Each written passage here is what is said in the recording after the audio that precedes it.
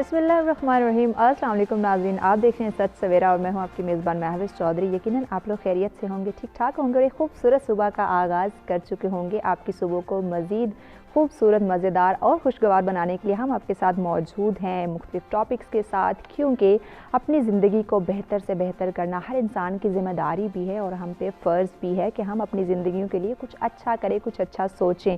तो बढ़ते हैं अपने आज के पहले मौजू की जानिब कि जदीद टेक्नोलॉजी के इंसानी सेहत और ताल्लुकात पे क्या असरात मुरतब हो रहे हैं। अगर हम बात करें जदीद टेक्नोलॉजी की मांग की, तो नो डाउट बहुत डिमांड है न्यू टेक्नोलॉजी की और इस न्यू टेक्नोलॉजी ने पूरी दुनिया को एक ग्लोबल विलेज बना के रख दिया। लेकिन जहाँ जदीद टेक्नोलॉजी ने इतनी तरक्की की है, वहीं पे इसके जो नेगेटिव और पॉजिटिव असरात हैं वो हमारी सेहत के ऊपर भी हमें नज़र आते हैं और सेहत हमारे लिए बहुत ज़रूरी है। किसी भी शोबे फील्ड में आपने अगर कामयाब होना है तो उसके लिए पहले आपको सेहतमंद होना ज़रूरी है। टेक्नोलॉजी की जहाँ तक हम बात करें तो इसका मनफी और मस्बत जो इस्तेमाल है वो हम पे डिपेंड करता है कि हमने इसको कैसे यूटिलाइज़ करना है ताकि हमारे काम भी प्रॉपर चलते रहे और हमारी सेहत पे भी कोई इसका नेगेटिव असर नहीं पड़े। और सेहत के साथ साथ जहाँ तक हम बात करें तो सबसे ज़्यादा इंपॉर्टेंट आ जाते हैं हमारे जो ताल्लुकात हैं, हमारी फैमिली, हमारी रिलेशंस। तो हमारे रिलेशंस इससे कितने जो है वो डैमेज हो रहे हैं, कितने मुतासिर हो रहे हैं, उनके ऊपर कौन कितना नेगेटिव इम्पेक्ट पड़ रहा है इस जदीद टेक्नोलॉजी का। क्योंकि हम अपने काम की वजह से, इस टेक्नोलॉजी की वजह से ना सिर्फ अपनी सेहत को खोते जा रहे हैं बल्कि अपने अजीज़ों से भी दूर होते जा रहे हैं। तो कैसे हम अपने एक लिमिट के अंदर रह के, एक दायरे के अंदर रह के हम इसका इस्तेमाल कर सकते हैं और ताकि हमारे काम भी चलते रहें, हमारी सेहत भी मुतासिर ना हो और हमारे जो ताल्लुकात हैं वो भी बेहतर रहें। तो इस पर आज हम डिस्कस करेंगे।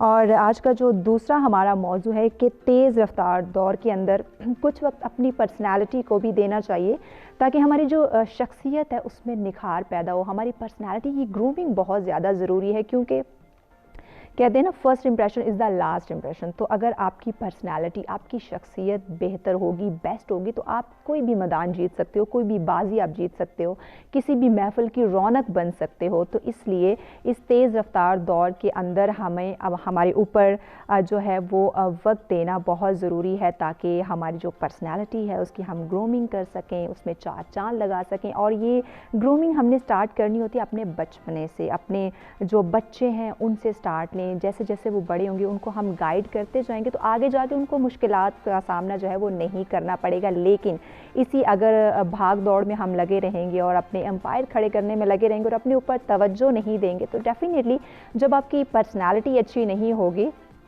तो उससे क्या होगा कि हमारे जो अपीयरेंस है वो लोगों के लिए इतनी जो है वो अहमियत की हामिल नहीं होगी। बस वो कहते हैं ना, देख के अनदेखा करने वाली बात होगी। तो अगर आप चाहते हैं कि आप किसी महफिल की रौनक बने, लोग आपकी पर्सनालिटी को पसंद करें, तो इस तेज़ रफ्तार दौर के अंदर आपने ख़ुद को भी टाइम देना। तो हम कैसे टाइम दे सकते हैं, किन बातों पे अमल करके हम अपनी पर्सनालिटी को चार चांद लगा सकते हैं, इस पर आज हम डिस्कस करेंगे, इन डिटेल गुफ्तगू की जाएगी।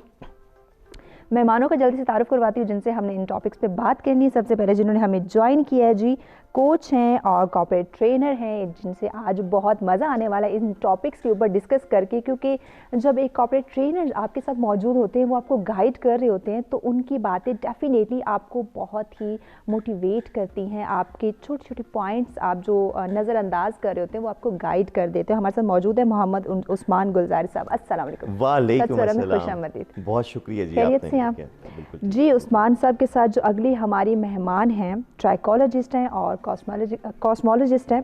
क्योंकि बात की जा रही है यहाँ पे इंसानी सेहत की, तो इंसानी सेहत के साथ साथ हमारी जो स्किन है उस पर भी बड़ा फोकस होता है। बहुत ही नेगेटिव असर जो है वो जदीद टेक्नोलॉजी ने डाले हैं, लेकिन हम नज़रअंदाज कर रहे हैं। और वो कौन से ऐसे मनफी असरात हैं जो हमारी सेहत के ऊपर मुरतब हो रहे हैं, वो हमें ये हमारी गेस्ट बताएंगी। फ़ारूक नौशीन साहिब हमारे साथ हैं। अस्सलाम वालेकुम। वालेकुम अस्सलाम। खुश आमदीद। Thank you very much. आपका भी बहुत बहुत शुक्रिया। बहुत शुक्रिया फ़ारूक। और फ़ारूक के साथ जो अगले हमारे मेहमान हैं अगर हम बात करें हमारी पर्सनालिटी की, हमारी सेहत की, तो डेफ़िनेटली ये हमें बहुत अच्छे से गाइड करेंगे हमारी पर्सनालिटी को ग्रूम करने में, हमारी सेहत, हम किस तरह अपने आप को परफेक्ट रख सकते हैं, फिट रख सकते हैं, क्योंकि इनका ताल्लुक है जी फिटनेस ट्रेनर हैं ये दाऊद जंजुआ साहब। अस्सलाम वालेकुम सर, सर में खुशामदीद। बहुत शुक्रिया आप तीनों मेहमानों का, आपने हमें ज्वाइन किया। और टॉपिक का आगाज़ करने से पहले मैं आप लोगों को बताना चाहूँगी कि अगर आप हमारे मौजू पे हमें ज्वाइन करना चाहें, कुछ डिस्कस करना चाहें, अपनी राय देना चाहें, या कोई क्वेश्चन आपके माइंड में हो अपनी सेहत से रिलेटेड, जदीद टेक्नोलॉजी से रिलेटेड, अपनी फैमिली ताल्लुकात से रिलेटेड कि हम अपने रिश्तों से क्यों दूर जा रहे हैं, तो आप हमें ज्वाइन कर सकते हैं। नंबर्स आपकी स्क्रीन पे मौजूद हैं जी। उस्मान साहब, आपसे मैं अपने जो टॉपिक है उसका आगाज़ करूंगी। बात हो रही है जदीद टेक्नोलॉजी की, तो सबसे पहले तो इंसानी सेहत पे जो इसके असरात है वो बात कर लेते हैं कि जहाँ इतनी जदीद टेक्नोलॉजी की मांग बढ़ गई है, हमें बहुत ही इसने आसान बना दिया हमारे रास्ता, कहते हैं कि इसने वक्त बचा दिया है। ये जितने भी टेक्नोलॉजी आ रही है हमारा वक्त बचा रही है, तो क्या आपको लगता है कि ये वक्त बचाने के साथ साथ जो हमारी इंसानी सेहत इससे मुतासिर हो रही है, ये हमारे लिए बहुत फ़ायदेमंद है?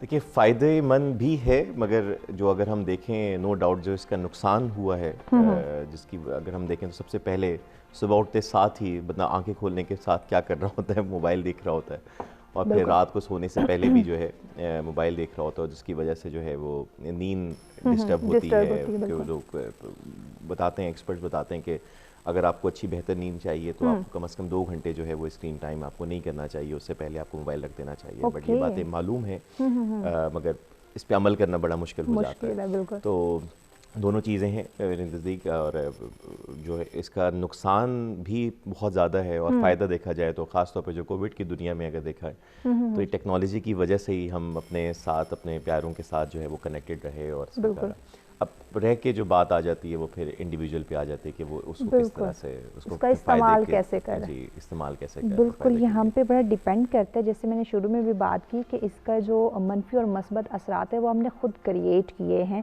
हमने खुद इसका इस्तेमाल जो है वो सोच के करने के, अगर ज़रूरत की हद तक आप इसका इस्तेमाल करेंगे तो डेफ़िनेटली आपके लिए हमेशा मस्बत असरात ही छोड़ेगा। लेकिन अगर आप अपने काम को छोड़ के, अगर हम स्टडी की बात करें उसको छोड़ के हम इंटरनेट को लेके बैठ जाएंगे, मोबाइल को, टीवी को लेके बैठ जाएंगे, तो डेफिनेटली एक नेगेटिव असरात हम पे मुरतब होंगे। फ़ारूक साहब, आपकी तरफ बढ़ूंगी, आप क्या समझती हैं कि जदीद टेक्नोलॉजी को जो हमारी इंसानी सेहत के ऊपर असरात मुरतब हो रहे हैं, स्पेशली हमारे बच्चों और हमारे नौजवानों के ऊपर, उसको हम कंट्रोल कैसे करें? सबसे पहले तो बेसिकली हमारे यहाँ ये ट्रेंड है, कोई स्केड्यूल नहीं है। हम उठते हैं तो हमें पता ही नहीं होता कि आज का दिन हम कैसे गुजारेंगे।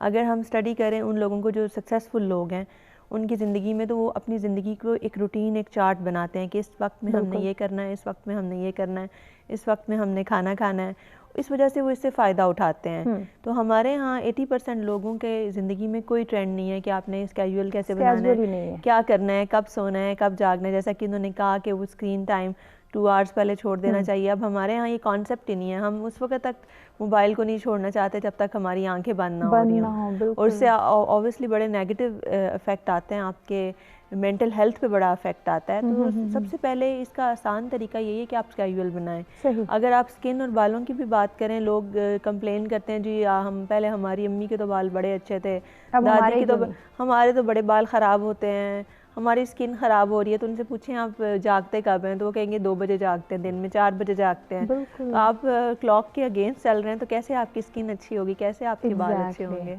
यानी आप अपनी रूटीन को डिस्टर्ब रखेंगे, आप अपनी जो एक कहते हैं कि दिन काम के लिए होता है और रात आराम के लिए होती है, लेकिन अनफॉर्चुनेटली हमने रात को काम के लिए रख दिया हुआ है और दिन को आराम के लिए। तो जब हमारी रूटीन डिस्टर्ब होगी, हम एक जो कुदरत का निज़ाम है उसके ख़िलाफ़ होकर चलेंगे, उसके बरक्स चलेंगे, तो डेफ़िनेटली इसका जो एक नेगेटिव असर है वो हमारी सेहत के ऊपर लाजमी पड़ता है। तो इसको हमने ख़ुद ही कंट्रोल करना है, ख़ुद ही इसको रूटीन में लेकर आना है कि आप अपनी ज़िंदगी में जो भी काम करें उसको रूटीन वाइज लेके चलें। दाऊद साहब, आपकी तरफ बढ़ूंगी, आप चूँकि फ़िटनेस ट्रेनर भी हैं और डेफिनेटली सेहत के साथ आपका भी बहुत गहरा ताल्लुक है, तो ये जदीद टेक्नोलॉजी जहाँ इन्होंने हमारी ज़िंदगी को बहुत आसान बना दिया है, राब्ते बहुत ही एक वसी कर दिए कि हम बहुत कम टाइम में लोगों के साथ कनेक्ट हो जाते हैं, बहुत कम टाइम में अपने काम जल्दी सर अंजाम दे देते हैं। वहीं पे सेहत हमारी जो है वो बहुत ही डिस्टर्ब होती जा रही है। तो कहते हैं जान है तो जहान है, सेहत होगी तो काम होगा। तो हम कैसे इस पे काबू पाएँ कि सेहत भी रहे और काम भी चलता रहे? एक्चुअली जिस तरह दोनों मोअज़्ज़िज़ मेहमानों ने बात की है, जिस तरह स्लीपिंग टाइम, तो एडवर्स इफ़ेक्ट आया इसके ऊपर बहुत ज़्यादा। जी। जिस वक्त आपका पिट्यूटरी ग्लैंड वर्किंग में आना होता है उस वक्त आप लोग या तो बहुत गहरी नींद सो रहे होते हैं, या फिर हम जो है ना कॉन्टीन्यूसली जाग रहे होते हैं और सोने का टाइम वो रखते हैं जिस वक्त या तो इबादत का वक्त होता है जी। या फिर आपके मील टेकिंग का टाइम होता है। बिल्कुल। ठीक है, नॉर्मली अब किसी भी सक्सेसफुल आदमी की मिसाल लेते हैं तो उनका वर्कआउट टाइम अलग से है और उनका एक्सेसरीज़ को यूज़ करने का टाइम जो है वो डिफरेंट है। बात फिर स्केजुअल की आती है वहाँ पे। तो आप अगर फॉर एग्जांपल अगर आप सुबह के वक्त जो कि सूरज तुलू होने का वक्त होता है, जिस वक्त मेडिकली ये बात प्रूव्ड है कि आपका ब्रेन जो है उस वक्त जो पिट्यूटरी ग्लैंड है वो ग्रोथ हार्मोन रिलीज़ करता है। सही। अगर उस ग्रोथ हार्मोन को आपकी बॉडी यूटिलाइज नहीं करेगी तो आपकी जेनेटिक डिफ्यूजन स्टार्ट हो जाती है वहाँ पे। जेनेटिक इंजीनियरिंग जो है वो अपना फंक्शनैलिटी जो है वो एडवर्स इफेक्ट में लेके जाना शुरू कर देती है। फिर नॉर्मली कंप्लेन मिलती है कि यार मेरे वालिद साहब का कद तो इतना लंबा है, वालदा का ठीक है, तो मेरी हाइट क्यों छोटी है? क्योंकि आप अपने आप को डिज़ाइन नहीं कर रहे उस तरीके से जिस वक्त आपकी बॉडी को जो ज़रूरत है वो आप दे ही नहीं रहे उसको। बिल्कुल। तो यानी कि जी, तो ये चीज़ें जो है जब आप इनको साथ कॉन्टीन्यूसली साथ लेके चलते हैं तो वो डेफिनेटली कि आप उस तरीके से बढ़ नहीं सकते कि जिस तरीके से आपको कुदरत ने मौका दिया हुआ होता है। बिल्कुल ऐसे ही। यानी कि हमारी जो बॉडी है, हमारा जो जिस्म है, उसको उसकी एक ख़ास उसकी टाइम लिमिट है कि जब हमें ताकत मिलती है, हमें पावर मिलती है, हमारी ग्रोमिंग हो रही होती है, ग्रोथ हो रही होती है, तो उस वक्त हम लोग क्या करते हैं, सो रहे होते हैं। तो ये जो सोना है ये हमें कम करना होगा और अगर टाइम पे हमें अपनी नींद पूरी भी करनी है तो उसका एक टाइम लिमिट, एक स्केड्यूल सेट करें, ना कि जो आपका टाइम सोने का है आपने वो स्क्रीन को दे दिया, आपने वो मोबाइल को दे दिया, इंटरनेट को दे दिया। जब आपकी रूटीन ऐसी डिफ़िकल्ट और चेंज रहेगी और कुदरत के कामों के बरक्स रहेगी तो डेफ़िनेटली हमें बहुत सारी मुश्किलात का सामना करना पड़ जाता है। आपकी तरफ दोबारा बढ़ूँगी उस्मान साहब। जदीद टेक्नोलॉजी की बात है, इसमें मोबाइल फ़ोन, इंटरनेट, टीवी, बहुत सारी इस तरह की मल्टीमीडिया चीज़ें आ जाती हैं। उसमें हमारे बच्चों से अगर हम स्टार्ट करें तो आजकल के मौजूदा दौर में देखें तो हमारे जो पेरेंट्स हैं, हमारे जो माएँ हैं, बच्चा अगर तंग कर रहा है उसको स्क्रीन पकड़ा देंगी, तो वहाँ से उसकी सेहत पे नेगेटिव असरात जो है वो पड़ना शुरू हो जाते हैं, उसकी आई साइट वीक हो जाती है, मेंटली वो कमज़ोर होना शुरू हो जाता है। तो इन चीज़ों पे कैसे काबू पाएँ? देखिए, बड़ी इंपॉर्टेंट चीज़ है और मैं इस पर रिलेट कर सकता हूँ कि मेरी अपनी 2 बेटियाँ हैं, छोटी तकरीबन एक 8 साल की, एक 4 साल की है। तो वाकई जब होता है ना कि रोना शुरू हो जाते हैं कि अब कुछ करने को मिले तो यही होता है कि भाई अब फिर स्क्रीन टाइम जो है ये बहुत आसान चीज़ हो जाती है। अच्छा, अब यहाँ पे ना बाउंड्रीज सेट करना बहुत ज़रूरी है। जैसे हमने किया, बहुत मुश्किल है इस पे अमल करना, बट हम करते हैं, अल्लाह का शुक्र। और credit goes to my wife. वो ये कि एक दिन में मैक्सिमम 1 घंटे से ज़्यादा नहीं स्क्रीन टाइम नहीं करना, ठीक है। अच्छा, वो छोटी बेटी है, वो ज़रा आपको पता है रो के मनवा लेना तो वो फिर 1.5 घंटे तक चला जाता है उनका। बट ये नहीं सवाल पैदा होता कि 2 घंटे से ज़्यादा जो है किसी बच्चे ने एक दिन में यूज़ कर लिया, और अगर 2 घंटे यूज़ किए तो फिर अगले किसी पूरे हफ्ते में जो है यूज़ करना होगा। तो जब आप रूल बना लेते हैं फिर उस पर किसी तरह से अमल कर रहे होते हैं। अच्छा, अब ये यहाँ पे ना सिर्फ स्क्रीन टाइम पे नहीं फ़र्क पड़ेगा। जैसे कहा जाए, जैसे बचपन में कहा जाता है ना, गाने ना सुनो, कोई और काम करो। पहले कोई और काम पता चल जाए फिर हम गाने नहीं सुनेंगे, ठीक है। सही। अच्छा, तो ज़रूरी है कि पेरेंट्स, अब जैसे हम लोगों ने जो किया हुआ है, तो हमारे बच्चों की जो बहुत बेहतरीन एक्टिविटी है जिसमें उनको शौक दिलता है वो स्टेशनरी है। मतलब जाके हम लोग जो है वो बड़ी अच्छी शॉप्स पे जो चीज़ें ख़रीदना, उनको तो वो ड्राइंग करना, उनको जो है पेंटिंग का शौक़ हो, उनको कुछ बनाने का शौक़ हो, उनके पास चीज़ें मौजूद हों, फिज़िकल एक्टिविटीज़ हों। उसको अब प्रॉब्लम क्या होती है कि पेरेंट्स कहते हैं कि जी वो बच्चा जो है ना वो मोबाइल से नहीं हटता। उसकी वजह ये थी आप नहीं हटते। बिल्कुल। तो वो कहते हैं ना कि बच्चे को जब कोई नसीहत करते हैं तो वो अपने कान बंद कर लेता है, वो आंखों से देखता है। तो वो जब आप बोल रहे हैं कि ये ना करो तो आपको देख रहा है। बिल्कुल। अगर आप बुक्स पढ़ते हैं, अगर आप अपना यूटिलाइज़ कहीं बेहतर टाइम पे कर रहे होते हैं और आप जो है बैठ के हर वक्त अपना मोबाइल नहीं यूज़ कर रहे होते तो आपके बच्चे भी फिर आपको देख के सीखेंगे। बिल्कुल। So I think that's very important कि आपको बच्चों को पहले टाइम ब्लॉक करना और उसके बाद फिर एक बेहतर एक्टिविटीज़ की तरफ जाना, बजाय से कि जी हमने ये काम करना। चीज़ें जो हैं हमारे घर से, हमारे वालिदैन से शुरू होती हैं। बच्चा जिस तरह अपने पेरेंट्स को करते हुए देखता है वो भी वही चीज़ें अडॉप्ट करता है। अगर पेरेंट्स मोबाइल के अंदर रहेंगे, स्क्रीन के अंदर ज़्यादा टाइम देंगे, टीवी के साथ ज़्यादा जो टाइम है वो स्पेंड करेंगे, तो डेफिनेटली बच्चे भी उस चीज़ को ही फॉलो करते हैं। तो कैसे हम इस टाइम ड्यूरेशन को कम कर सकते हैं, कैसे अपनी बाउंड्री वॉल जो है वो उसको महसूस कर सकते हैं ताकि उन लिमिट्स में रह के हम इन जो जदीद टेक्नोलॉजी है उसका इस्तेमाल करें। इस पर मज़ीद भी इन डिटेल बात करेंगे, लेकिन अभी बढ़ना एक शॉर्ट से ब्रेक की जानिब देखते रहें सच सवेरा।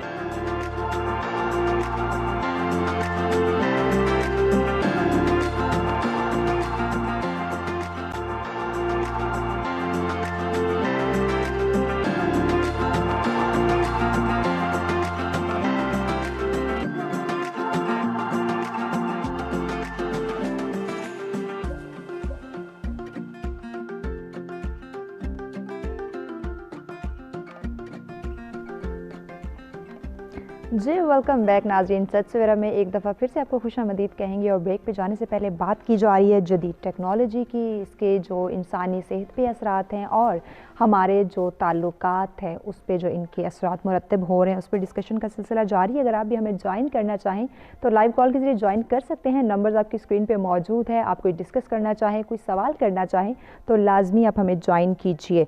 जी फ़ारूक साहब, आपकी तरफ बढ़ूँगी। बात हो रही है जदीद टेक्नोलॉजी की, इंसानी सेहत की और उसके साथ साथ ताल्लुकात की। बच्चों के साथ जैसे बच्चों को एक टाइम लिमिट रखनी चाहिए इस जदीद टेक्नोलॉजी के जितने भी ऐप्स, टीवी, स्क्रीन है उनको इस्तेमाल करने की। बच्चों के साथ साथ बात की जाए नौजवानों की, और इसमें मौजूद जो जदीद टेक्नोलॉजी के नित नए जो ऐप्स लॉन्च की जा रही हैं, एक सोशल मीडिया सबसे बड़ा इशू, तो उसका पॉजिटिव असरात अगर हम एक सिर्फ ज़रूरत की हद तक रखें तो डेफिनेटली पॉजिटिव होंगे, लेकिन हमने ज़रूरत से ज़्यादा उसको वक्त देना शुरू कर दिया, ज़रूरत से ज़्यादा उसका इस्तेमाल शुरू कर दिया, तो नौजवानों ने इसको नेगेटिव वे में स्टार्ट किया इस्तेमाल करना। तो उसके जो असरात मुरतब हो रहे हैं हमारी सेहत के ऊपर, हमारे ताल्लुकात के ऊपर, वो क्या है और कैसे हम इनको कंट्रोल कर सकते हैं? सेहत के हवाले से अगर देखा जाए तो अगर आप ऑब्ज़र्व करें, हम में से हर लोग, जितने लोग हैं, हम अगर अपना फ़ोन चेक करते हैं तो उसमें हम जैसे फेसबुक है तो हम बिला वजह ही उसको चेक कर रहे होंगे कि लाइक अगर हमें ज़रूरत नहीं भी है तो हम उसे खोलेंगे, स्क्रॉल करेंगे, देखेंगे कि क्या हो रहा है। आदत बना ली है। इंस्टा है, फजूल की चीज़ें आप देखते जा रहे हैं। तो अगर मैं अपनी बात करूं तो मैंने पिछले 6 महीने में ऑब्ज़र्व किया, क्योंकि कोविड की वजह से थोड़ा आइसोलेशन और बाकी सारी चीज़ों की वजह से वक्त भी ज़्यादा था कि मोबाइल में हर वक्त ऑनलाइन रहना, इससे ये हुआ कि मुझे मतलब हर वक्त अवेलेबिलिटी में सबने देखना स्टार्ट कर दिया, अच्छा ऑनलाइन है आप तो अवेलेबल हैं, चलें ठीक है, आप ज़रा इस बात का जवाब दे दें, आप ये बता दें। अब मैंने अपना असूल ये बनाया कि सुबह आप उठते ही मत चेक करें मोबाइल। मैं अपना फ़ोन साइलेंट रखती हूँ। ओके, ठीक है। आप जब मैं गाड़ी में बैठती हूँ तो फिर मैं अपना फ़ोन ऑन करती हूँ। उससे पहले अब मैंने सबको बता दिया है 11 बजे से पहले आप कोई एमरजेंसी हो ऑफिस वालों को तो घर के नंबर पे कॉल करें, मुझे फ़ोन पे मत करें। वजह यह है कि आप उठते ही अपना वक्त ज़ाया करें, फजूल के वही व्हाट्सएप पे मैसेजेस देख रहे हैं, फजूल की आप फेसबुक देख रहे हैं जो जिनका कोई कंसर्न नहीं है। उसकी बजाय अगर आप कोई ऐसी चीज़ देखें जो आपको बेनिफिट दे रही है, करें। आप एक्सरसाइज कर लें, वही फालतू वक्त जो आप इसको दे रहे हैं, आप 30 मिनट साइकिलिंग कर लें। बिल्कुल ठीक है। आप एक अच्छी सी रीजनेबल सी जिम साइकिल इजीली अवेलेबल है ख़वातीन के लिए ख़ास तौर पे जो कि नहीं जा सकती, आप उसे अपने कमरे में रख लें, अपने स्टोर में रख लें। आप बजाय कि वो ही वक्त आप फ़ोन पे ज़ाया करने के, आप वो साइकिलिंग पे कर लें, आप योगा कर लें। सही। अगर आप इफेक्ट अच्छा लेना चाहते हैं मोबाइल का तो यूट्यूब पे हर किस्म का योगा अवेलेबल है। बिल्कुल, आप योगा कर लें, फेशियल योगा करें। फेशियल योगा से आपकी स्किन बहुत ग्लो करती है। वही बात ना कि जहाँ सोशल मीडिया का हम इस्तेमाल ऐसे अपना टाइम वेस्ट करने के लिए कर रहे हैं, नेगेटिव चीज़ों पे कर रहे हैं, वही हम मस्बत चीज़ों पे करें। आप बजाय कि व्हाट्सएप और फेसबुक पे फजूल चीज़ें देखने की बजाय आप यूट्यूब पे अच्छा आप कोई ट्रेनर पकड़ें, बहुत सारे लोग अवेलेबल हैं। बिल्कुल, बहुत अच्छा कंटेंट मौजूद है, हर चीज़ मौजूद है दुनिया की। अगर आप यूट्यूब पे जिसके पास जो टैलेंट है वो शो कर सकता है। एग्जैक्टली। तो आप वहाँ से आप अपना कुछ मटेरियल निकालें योगा के लिए, फिटनेस के लिए, आप वो करना स्टार्ट करें। आप बजाय कि वो 15-20 मिनट जो आप ऐप्स पे ज़ाया कर रहे हैं, आप उसे यूटिलाइज़ करें। आप वो करेंगे, आपकी मेंटल हेल्थ भी अच्छी रहेगी, आप एक्सरसाइज करेंगे, आपकी बॉडी भी फिट रहेगी और आपकी स्किन भी अच्छी लगेगी, मेंटली भी आप हेल्दी करेंगे। तो मेरे ख्याल से कि हम ये ब्लेम करें कि ये ठीक नहीं है या नहीं है, आप इसको पार्ट वाइज डिसाइड करें कि ये बजाय कि मैंने फजूल की बातचीत करनी है या मैंने फजूल के मैसेजेस पढ़ने हैं, आप उसमें मोबाइल को इस तरह से यूटिलाइज़ करें। आप अपने ज़रूरत के लिए, अपने काम, जितना आपको ज़रूरत है, जितना काम है, आप उस लिहाज से उसका इस्तेमाल करें। कहते हैं हमने जदीद टेक्नोलॉजी को बुरा कहा है, जदीद टेक्नोलॉजी बुरी नहीं है, हमने उसका इस्तेमाल बुरा जो है वो करना स्टार्ट कर दिया। ये हम पे डिपेंड करता है कि हम उसका यूज़ अच्छाई में करें या बुराई में करें, क्योंकि इंसानी अकल बहुत वसी है। अल्लाह पाक ने आपको अकल दी है, बहुत अच्छी सलाहियतों से नवाजा है, तो आप उसको पॉजिटिव वे में उसको यूटिलाइज़ करें, पॉजिटिव वे में उसको लेके चलें, ताकि आपकी आने वाली नस्लों पे, आपकी आने वाली ज़िंदगी पे उसके कोई नेगेटिव जो असरात हैं वो मुरतब ना हो, बल्कि मस्बत असरात ही आपको नज़र आएँ। आपकी एक कामयाब ज़िंदगी हो, सेहतमंद तंदुरुस्त ज़िंदगी हो, और आपके जो ताल्लुकात हैं आपकी फ़ैमिली के साथ, आपके रिलेटिव्स के साथ, आपके कलीग्स के साथ, वो भी बेहतर हों, ना कि आपको इंसान और जो आपके लोग हैं, जो दोस्त हैं, वो इस लफ्ज़ों में याद करें, नहीं इसको तो बस छोड़ो, इससे बात करने की ज़रूरत नहीं, ये तो बस अपने काम में मगन रहता है, फजूल एक्टिविटीज़ में मगन रहता है। तो हमेशा कोशिश करें कि आपको लोग अच्छे अल्फाज में याद करें, अच्छे तरीके से आपको याद करें, ना कि आपकी अपीयरेंस से लोग कतराएं। दाऊद साहब, आपकी तरफ बढ़ूँगी। बात जदीद टेक्नोलॉजी के साथ साथ इंसानी सेहत की हो रही है, तो इसमें मैंने नौजवानों की बात की कि उस पर जो सोशल मीडिया के नेगेटिव असरात आ रहे हैं, तो ये जो नेगेटिव असरात हैं सोशल मीडिया की हमारी नौजवान नस्ल के ऊपर, उनकी सेहत के ऊपर, इनको हम कैसे कंट्रोल कर सकते हैं? और नौजवानों के साथ साथ जो सेहत के साथ साथ जो उनके जो हमारी फैमिली ताल्लुकात हैं उस पर जो नेगेटिव इम्पैक्ट पड़ रहा है, इस पर मैं आपका जवाब लूँगी, लेकिन अभी एक कॉलर ने हमें ज्वाइन किया। जी अस्सलाम वालेकुम। वालेकुम सलाम, कैसी हैं? याहिया बात कर रहा हूँ कराची से। जी याहिया साहब, कैसे हैं? खैरियत से हैं? अल्हम्दुलिल्लाह। आपके मौजूद मेहमानों को भी सलाम हो। और ये बहुत खूबसूरत, मतलब एक ऐसा मौजू है जिस पे हर घर में शायद हर हम डिस्कस कर रहे होते हैं। आपने नौजवानों की बात की ना, तो मैं तो कहूँगा अब तो हम जैसे मेरी 50+ उम्र है, शायद हम भी इसमें इतना इन्वॉल्व हो गए कि हम नौजवानों को क्या समझाएंगे। जो मेरी बहन ने बात की ना, वो बड़ी अच्छी बात की। देखिए, हमें अपने आप को खुद कंट्रोल करना पड़ेगा, ये कोई हमें आके नहीं बताएगा। जब मैं इतना मैच्योर हो चुका हूं तो मुझे खुद ये चीज समझनी पड़ेगी, ताकि मैं अपने बच्चे को कन्वे करूं। जब मैं वही हरकतें कर रहा हूँ तो मेरा बच्चा तो वही मुझे फॉलो करेगा ना। मकसद कहने का ये है कि अगर आपको देखना है कि एक होती, मैंने अपने बेटे से भी बात की, मैंने कहा बेटा आपके पास जो नॉलेज तुम ले रहे हो वो जंक है, जैसे हम जंक फूड करते हैं, या आपके लिए कोई पॉजिटिव है या आपके लिए कोई यूजफुल है या फ्रूटफुल है। मसला ये होता है कि जब हम ये अपनी प्रायोरिटीज नहीं सेट कर रहे होते तो हम अपने, इससे पता है क्या प्रॉब्लम हो रही है? आपकी मेंटल हेल्थ खराब हो रही है, आपकी फिजिकल हेल्थ खराब हो रही है। मेरा सवाल आपके पेरेंट्स से ये है कि मैं बच्चों की बात ही नहीं कर रहा इस वक्त, मैं अपनी बात कर रहा हूँ, अपने लोगों की बात कर रहा हूँ। हम खुद अपने आप की टाइमिंग इससे कैसे मतलब दूर कर, मैंने जैसे एक अडॉप्ट कर ली थी कि मैं बाद दफा बंद कर देता हूँ फोन या ऑफ कर देता हूँ, ताकि आपको पीस ऑफ माइंड मिले। तो हम इसको हमने अपना जिंदगी का सांसों का हमने इसको उसकी सांस समझ ली है, मतलब ये, लेकिन ये रियलिटी में ऐसा नहीं। तो हमें इसके लिए क्या ऐसी मतलब इख्तियार करना चाहिए? हमें कोई ऐसी फिजिकल एक्टिविटी में इन्वॉल्व होना चाहिए, जरा साइड में रख के फोन को। जी बहुत शुक्रिया याहिया साहब, बहुत शुक्रिया। जी दाऊद साहब, आपकी तरफ बढ़ूंगी। आप अपने जो मैंने सवाल किया उसका जवाब को कंटिन्यू कीजिए। अभी जिस तरह भी आप यंगस्टर्स की बात कर रही थी, तो अभी आजकल जिस तरह भी एक ट्रेंड चला है कि मतलब कोविड की वजह से ही है, नो डाउट के ऑनलाइन एजुकेशन सिस्टम स्टार्ट किया है। जी। तो अभी मेरा बेसिकली जो बहुत ज़्यादा कंसर्न है वो इस स्टूडेंट तबके से बहुत ज़्यादा है। सही, ठीक है, क्योंकि मेरे पास जो लोग आते हैं मोस्टली उनमें से 80% जो है ना, जो एक रेशो है वो स्टूडेंट्स की, और उसमें उस 80% में से 60% जो है वो डॉक्टर्स हैं। सही। तो अब जब वो लोग अपना, ये एक अच्छी बात है, बड़ी पॉजिटिव बात है, जो लोग आते हैं, जो लड़के ज्वाइन करते हैं वर्कआउट करने के लिए मेरे पास आते हैं, तो माशाल्लाह बड़े बेहतरीन तरीके से, बड़े अच्छे तरीके से आते हैं। और अभी यंग जनरेशन में अगर आप इखलाक वाइज देखें तो उनकी बिहेवियरल अप्रोच 80% की बहुत बेहतर हो चुकी है। सही। कि अल्लाह ताला ने तौफीक दी एजुकेशन की वजह से भी, तो जब वो बात करते हैं, पूछते हैं चीज़ों को, तो कुछ समझते भी हैं। लेकिन उसमें से कुछ ऐसे लोग भी हैं कि जो, जैसे आप YouTube की बात कर रहे हैं या गूगल अप्रोच की बात कर रहे हैं, जी। तो उसमें से कुछ ऐसा एक अजीब सा ब्लेंडर सा मटेरियल अपने साथ कैरी करके आते हैं और उसको अपने ऊपर अप्लाई करते हैं आके उस स्पेसिफिक एनवायरनमेंट के अंदर, जो कि हर बॉडी के लिए फिजिबल नहीं होता। बिल्कुल ठीक है। तो क्योंकि आपको इस चीज़ का अंदाज़ा नहीं है कि आप जो मटीरियल आप जो संग करके आए हैं उसको अब जब आप अप्लाई कर रहे हैं अपने ऊपर, आपकी बॉडी उस मटेरियल के लिए एलिजिबल भी है या नहीं। सही। आपका ग्रोथ हार्मोन या आपका जो इम्यून सिस्टम है, आपकी जो बॉडी की एक रेशो है, वो उस वर्कआउट की कैपेसिटेबल भी है या नहीं है। फॉर एग्जांपल, आप अगर किसी एक पावर लिफ्टर को देख के आए हैं जिसका ये काम है कि वो डेली बेसिस पे 400 kg 800 kg की लिफ्टिंग करता है। बिल्कुल। तो अगर आप बिल्कुल एक स्किनी गाय हैं तो आप आते ही अगर कहते हैं कि यार I want to lift 100 kg dead lift, तो ये आपकी अपनी हड्डियां तोड़ने वाली बात है। एग्जैक्टली, बिल्कुल।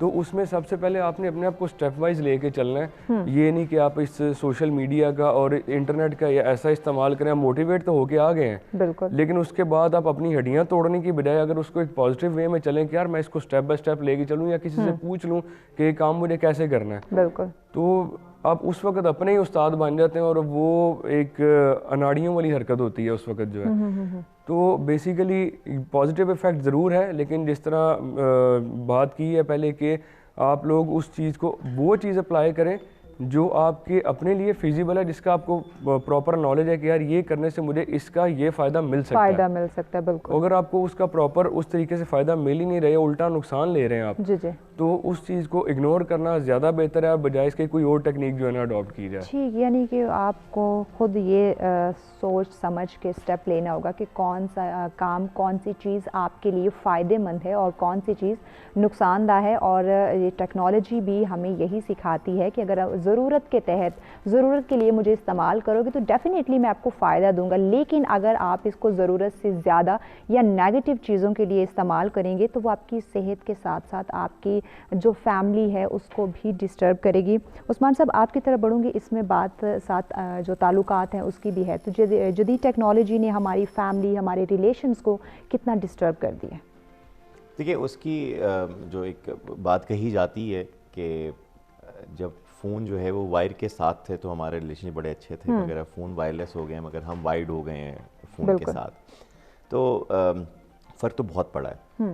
हम बहुत दूर वालों के साथ एक तरह से करीब, मतलब बंदा स्टेटस लगा रहा होता है फेसबुक पे तस्वीरों के साथ उसमें, और दूसरे कमरे में जो है माँ अकेली बैठी हुई है, उसके पास कोई आके बात नहीं कर रहा। तो मैं समझ जाऊँगा कि जो आपके जैसे फेसबुक की या इंस्टाग्राम या सोशल मीडिया की मैं बात करूँ, तो हम इन चक्रों में बहुत पड़ गए हैं कि हमें लाइक्स मिल रहे हैं, हमें अप्रूवल मिल रहा है बाहर से, ठीक है, पर जो अपने हैं, जो हमारे अपने रिलेशनशिप्स हैं, उनके साथ जो हमारा क्वालिटी टाइम है वो बहुत बुरी तरह डिस्टर्ब हो चुका है। अब इशफाक अहमद साहब एक बात करते थे, और उस ज़माने में जब उस वक्त हमारे इस तरह के स्मार्टफोन्स नहीं होते थे, बिल्कुल, तो कहते थे कि जब आप खाने के लिए बैठे हैं अपनी फैमिली के साथ तो उस वक्त फ़ोन बजे तो ना उठाएं, सही, क्योंकि वो क्वालिटी टाइम है आपका। बिल्कुल। अब आप देखें तो अब तो हर नोटिफिकेशन, हर थोड़ी देर के बाद जो है वो नोटिफिकेशन, खाना खाते हुए हम मोबाइल चेक कर रहे होते हैं, मोबाइल चेक कर रहे होते हैं। सो आई थिंक इफेक्ट तो बहुत हुआ है। तो अब इसमें सिर्फ 2-3 चीज़ें अब करने को क्या है, मतलब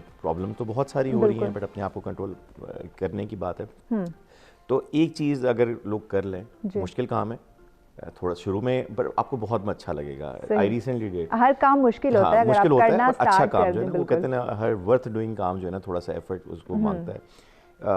नोटिफिकेशन जाके बंद करते हैं, अपने मोबाइल की नोटिफिकेशंस बंद कर दें। इतने सुकून है ना, सही, यकीन माने मैंने किया, और वरना होता क्या है कि हमें मालूम भी नहीं होता, ऐसे ही साथ बैठा हुआ ना, अभी भी, मतलब अभी मैंने खैर रीइंस्टॉल किया है, तो मैं क्या करता हूँ सुबह शाम जो है ना, कि रात के वक्त क्या होता है कि जब मैं सोने लगता हूँ तो हो क्या रहा था कि फेसबुक है एप्लीकेशन और बंदा स्क्रॉलिंग कर रहा है, बिल्कुल, और माइंडलेसली कर रहा है, समझ नहीं आ रही है। वही क्वालिटी टाइम अपने रिलेशनशिप के साथ आप दे सकते हैं। तो क्या किया मैंने कि उसको डिसेबल कर देता हूँ रोज़ाना जो है ना, मैं जब मुझे लगता है कि मैं ज़्यादा टाइम दे रहा हूँ या एहसास होता है कॉन्शियस लेवल, तो मैं डिसेबल कर देता हूँ।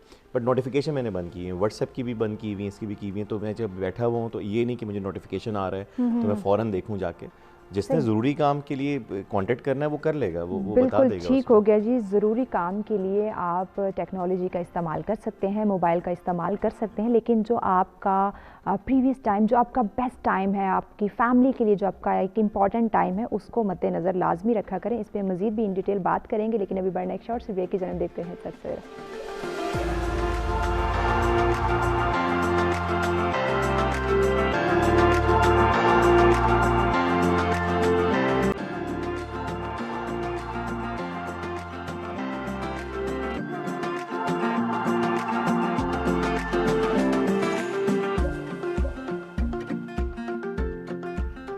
जी वेलकम बैक नाज़रीन। सच सवेरा में एक दफ़ा फिर से आपको खुशामदीद कहेंगे और ब्रेक पे जाने से पहले बात की जा रही है जदीद टेक्नोलॉजी की, इंसानी सेहत की और हमारे ताल्लुकात की, कि हमारी ज़िंदगी में इतनी दौड़, इतनी रेस लगी हुई है कि जदीद टेक्नोलॉजी जहाँ हमारी ज़रूरत है, जहाँ हमें इसकी ज़रूरत है, वहाँ पर हम देखते हैं कि ये हमारे लिए बहुत ज़्यादा नेगेटिव भी साबित हो रही है, हमारी सेहत के ऊपर, हमारे जो फैमिली रिलेशंस हैं उनके ऊपर। लेकिन हमने ख़ुद इसको रास्ता प्रोवाइड कर रहे हैं, हम खुद इसको वे दे रहे हैं कि आप हमें आके मुतासिर करें। हमने ख़ुद इसका इस्तेमाल सिर्फ ज़रूरत की हद तक रखना है, सिर्फ ज़रूरत के लिए इस्तेमाल करना है, ना कि अगर हमारे पास कोई काम नहीं, हम फ्री बैठे हुए हैं तो बजाय इस काम के कि हम अपनी फैमिली को टाइम दें, अपने बच्चों को, अपने बहन भाइयों को, अपने दोस्तों को, अपने माँ बाप को, हमने सोशल मीडिया जो है वो ऑन कर लेना, टीवी स्क्रीन हमने ऑन कर लेनी है। तो इन चीज़ों को सिर्फ ज़रूरत के वक्त इस्तेमाल करें। फ़ारूक साहिबा, आपकी तरफ बढ़ूँगी बात इसमें, अगर हम ताल्लुकात की, रिलेशंस की करें तो जदीद टेक्नोलॉजी ने जहाँ हमारी ज़िंदगियों को बहुत आसान बनाया, बहुत ही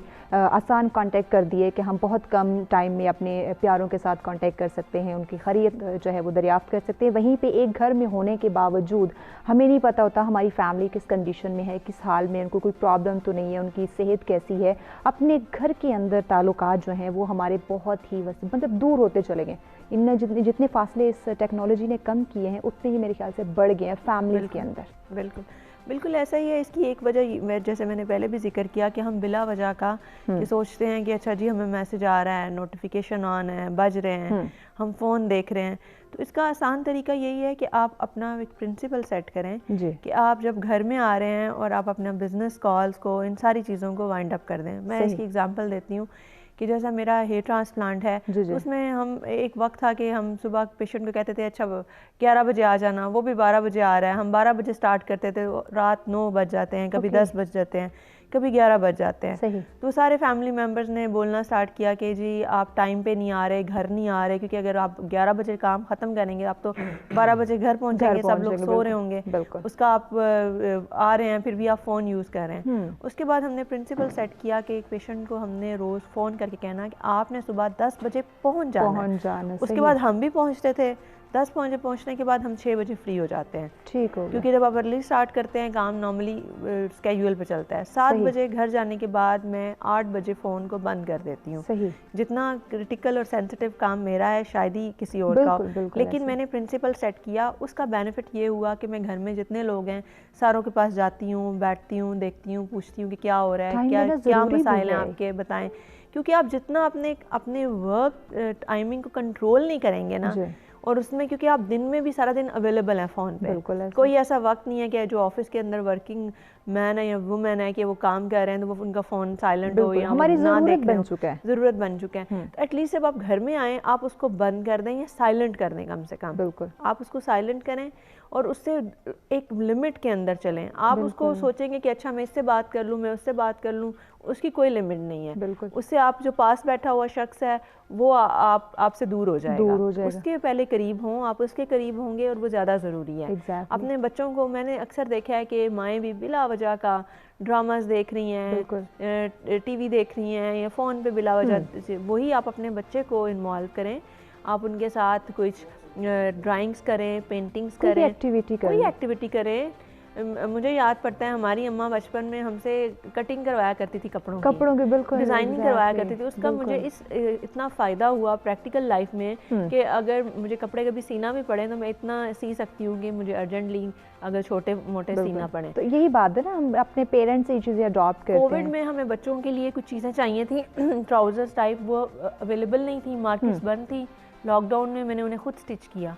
वो इसीलिए कि आपको फ़ायदा यही हुआ कि आपने सीखा हुआ था, सिर्फ अपनी इन सोशल ऐप्स के ऊपर टाइम वेस्ट नहीं किया था, आपने कोई काम की चीज़ सीख ली हुई थी। सीख ली, बचपन से सीखते आ रहे हैं। तो यही आप अपने बच्चों को ये मत सोचेंगे उन्हें ये चीज़ नहीं करनी चाहिए। आप अपने बच्चों को ये बात सिखाएं कि आपने हर चीज़ करनी है। बिल्कुल। अगर वो मुल्क से बाहर जा रहे हैं तो उनको कुकिंग आएगी तो वो अपने लिए बच्चे पका सकते हैं। तो बच्चों को कुकिंग के लाइक बेकिंग करवा सकते हैं आप। बेकिंग काफ़ी ईजी है, कोई इतना मुश्किल नहीं है, आप करते रहते हैं तो आ जाता है। जैसे हम पिज़्ज़ा की बात करते हैं या बर्गर की बात करते हैं, आप वो माएँ अपने बच्चों को साथ इन्वॉल्व करें कि आप वेजिटेबल्स को सेपरेट करें या उनकी हेल्प कर दें। बड़े बच्चे हैं तो वो कट करके भी आपको दे सकते हैं। मटीरियल बच्चों को ये चीज़ें बड़ी पसंद आती हैं। माओं का ये होता है कि वो कहती हैं नहीं गंद पड़ेगा, जल्दी हो जाएगा। आप बच्चों को इन्वॉल्व करें, आप उनको जिम्मेदारी देंगे तो वो इस चीज़ को समझेंगे ना। जब हम उनके कांधों पे जिम्मेदारी रखेंगे ही नहीं तो वो कैसे समझेंगे। और वो जिम्मेदारी तभी आएगी जब आप उनको देंगे, आप उन्हें कहेंगे कि ये देखें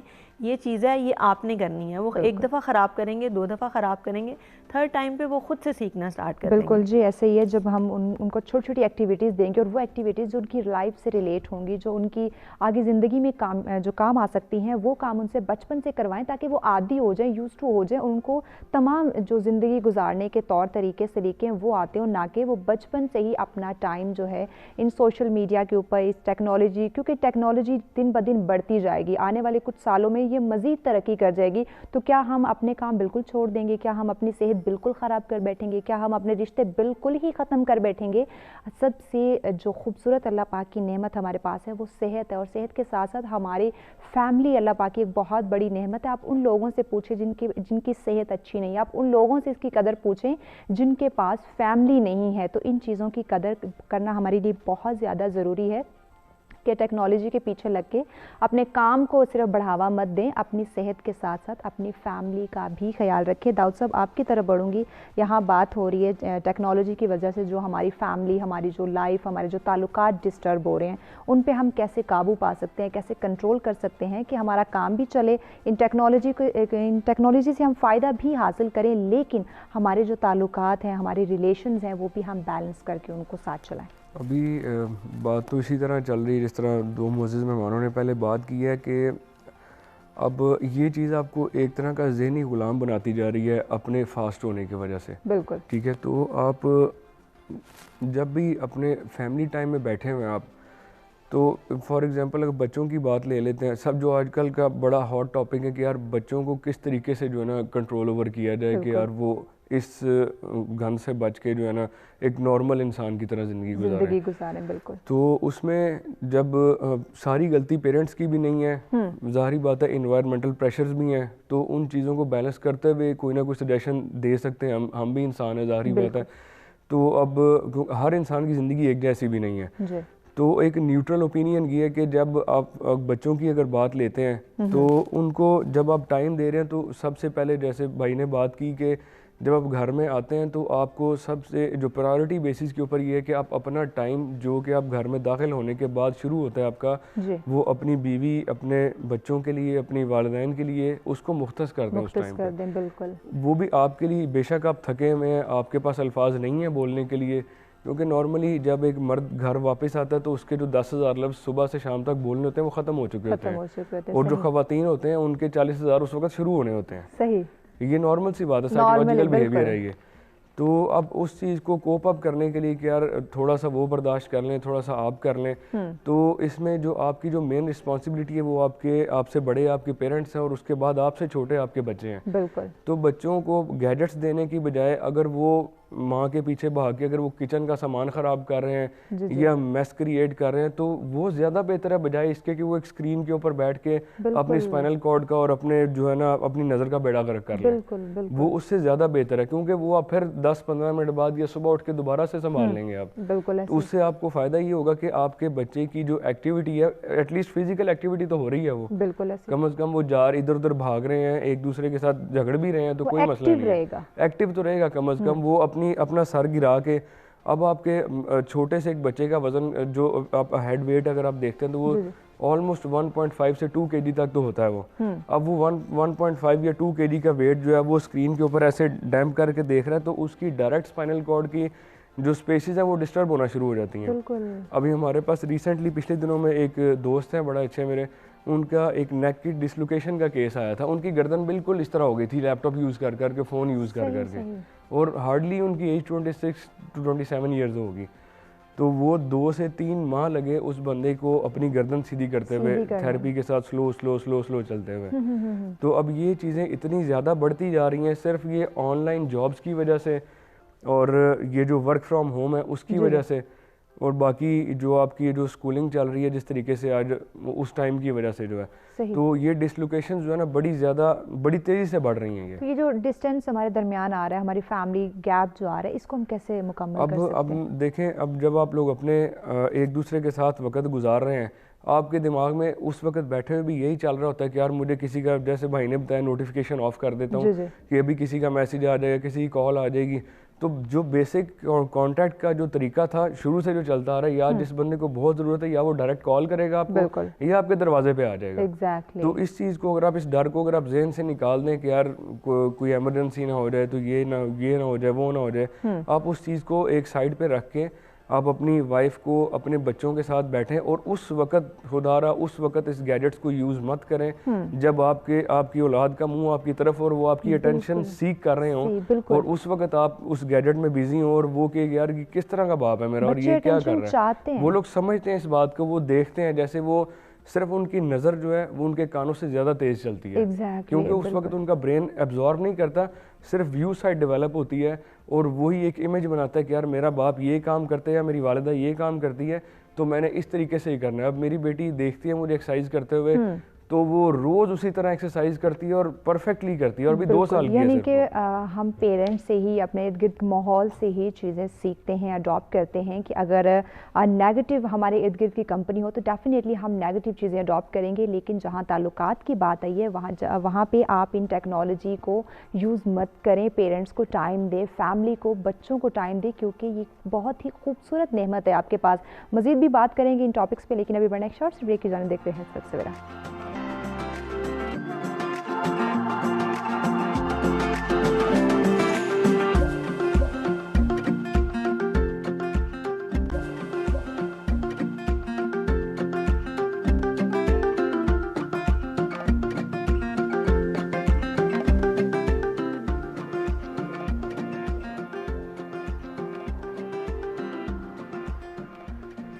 जी वेलकम बैक नाज़रीन। सच सवेरा में एक दफ़ा फिर से आपको खुशामदीद कहेंगे। और ब्रेक पे जाने से पहले जिस मौजू पे बात की जा रही थी कि जदीद टेक्नोलॉजी ने जहां हमारी ज़िंदगियों को आसान किया है, वहीं उसके कुछ नेगेटिव असरात हमारी सेहत के ऊपर पड़े हैं, हमारे जो रिलेशंस हैं, हमारी फैमिली ताल्लुकात हैं, उन पे भी पड़े हैं। तो कैसे हम इनको कंट्रोल कर सकते हैं, इसका जो इस्तेमाल है वो कैसे हम बेहतर बना सकते हैं। तो डेफिनेटली इसका इस्तेमाल सिर्फ ज़रूरत के वक्त इसको यूज़ करें, ना कि ज़रूरत से ज़्यादा इस पर अपना टाइम वेस्ट करें। तो बढ़ते हैं अपने आज के दूसरे मौजू की जानिब कि तेज़ रफ्तार दौर के अंदर अपनी शख्सियत को बेहतर हम कैसे बना सकते हैं और हमारी पर्सनालिटी की ग्रूमिंग हमारे लिए कितनी ज़रूरी है।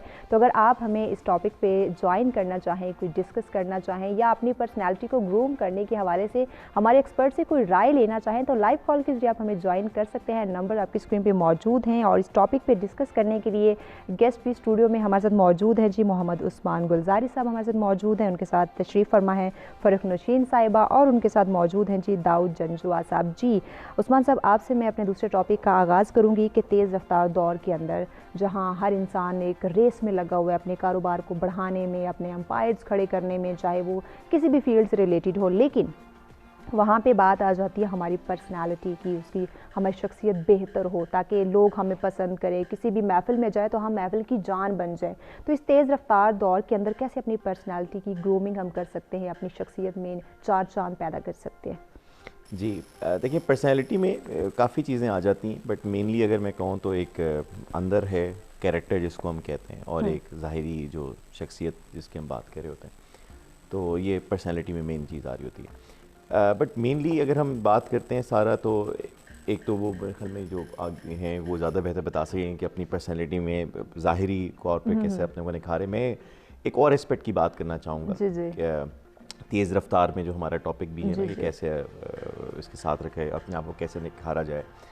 मैं बात करूँगा गोल्स पे कि अगर आपने अपने आप को निखारना है, अपने आप को बेहतर करना है, तो it should be a long term thing. और वो क्या है कि जब तक आप के जहन में एक बड़ा मकसद नहीं होगा, अपना गोल नहीं सेट करेंगे कि मैं यहाँ तक जाना चाहता हूँ, ये जाना चाहती हूँ, तो ये सारी चीज़ें फिर ऐसे होगी। वो कहते हैं ना कि मैं तैयार होके जाऊँगा, तो वो मकसद क्या है? मतलब अगर बंदा क्या है, उसको उसकी मोटिवेशन ही कोई नहीं है। मोटिवेशन कहते हैं कि रीज़न ऑफ डूइंग समथिंग, कि मुझे एक वाई चाहिए अपनी ज़िंदगी का, मुझे एक मकसद चाहिए। अब वो मकसद जब तक मेरा नहीं होगा ज़िंदगी में, तब तक मेरे लिए बाकी चीज़ें जो हैं वो बेकार होंगी। तो मैं यहाँ पे अक्सर एक चीज़ कहता हूँ कि 97% लोगों को नहीं पता कि वो ज़िंदगी में करना क्या चाहते हैं। तो और ये अभी खैर दिसंबर भी चल रहा है, अभी नया साल भी कोविड की वजह से ये पूरा साल बड़ा अफेक्ट हुआ है। बिल्कुल। तो गोल सेट करने चाहिए अपने, और कि ज़िंदगी में मैं करना क्या चाहता हूँ एक चीज़, उसको लोग मुख्तलिफ तरीके से उसको एक्सप्लेन करते हैं कि समझें कि आप 80 साल के हो गए हैं, अब आप बेड पे लेटे हुए हैं और आप अपनी रिवाइंड करते हैं, तो आप क्या देखना चाहते हैं उस वक्त, लोग क्या कहें आपके बारे में? बिल्कुल, लोग so I think that is something goal setting वाला जो है ना, मैं उस पर्सपेक्टिव पे यानी कि अगर अपनी शख्सियत में निखार पैदा करना है तो सबसे पहले आप अपने काम के अपने गोल सेट करें, अपना विजन बनाएं कि इस मकसद के ऊपर हमने डटे रहना है,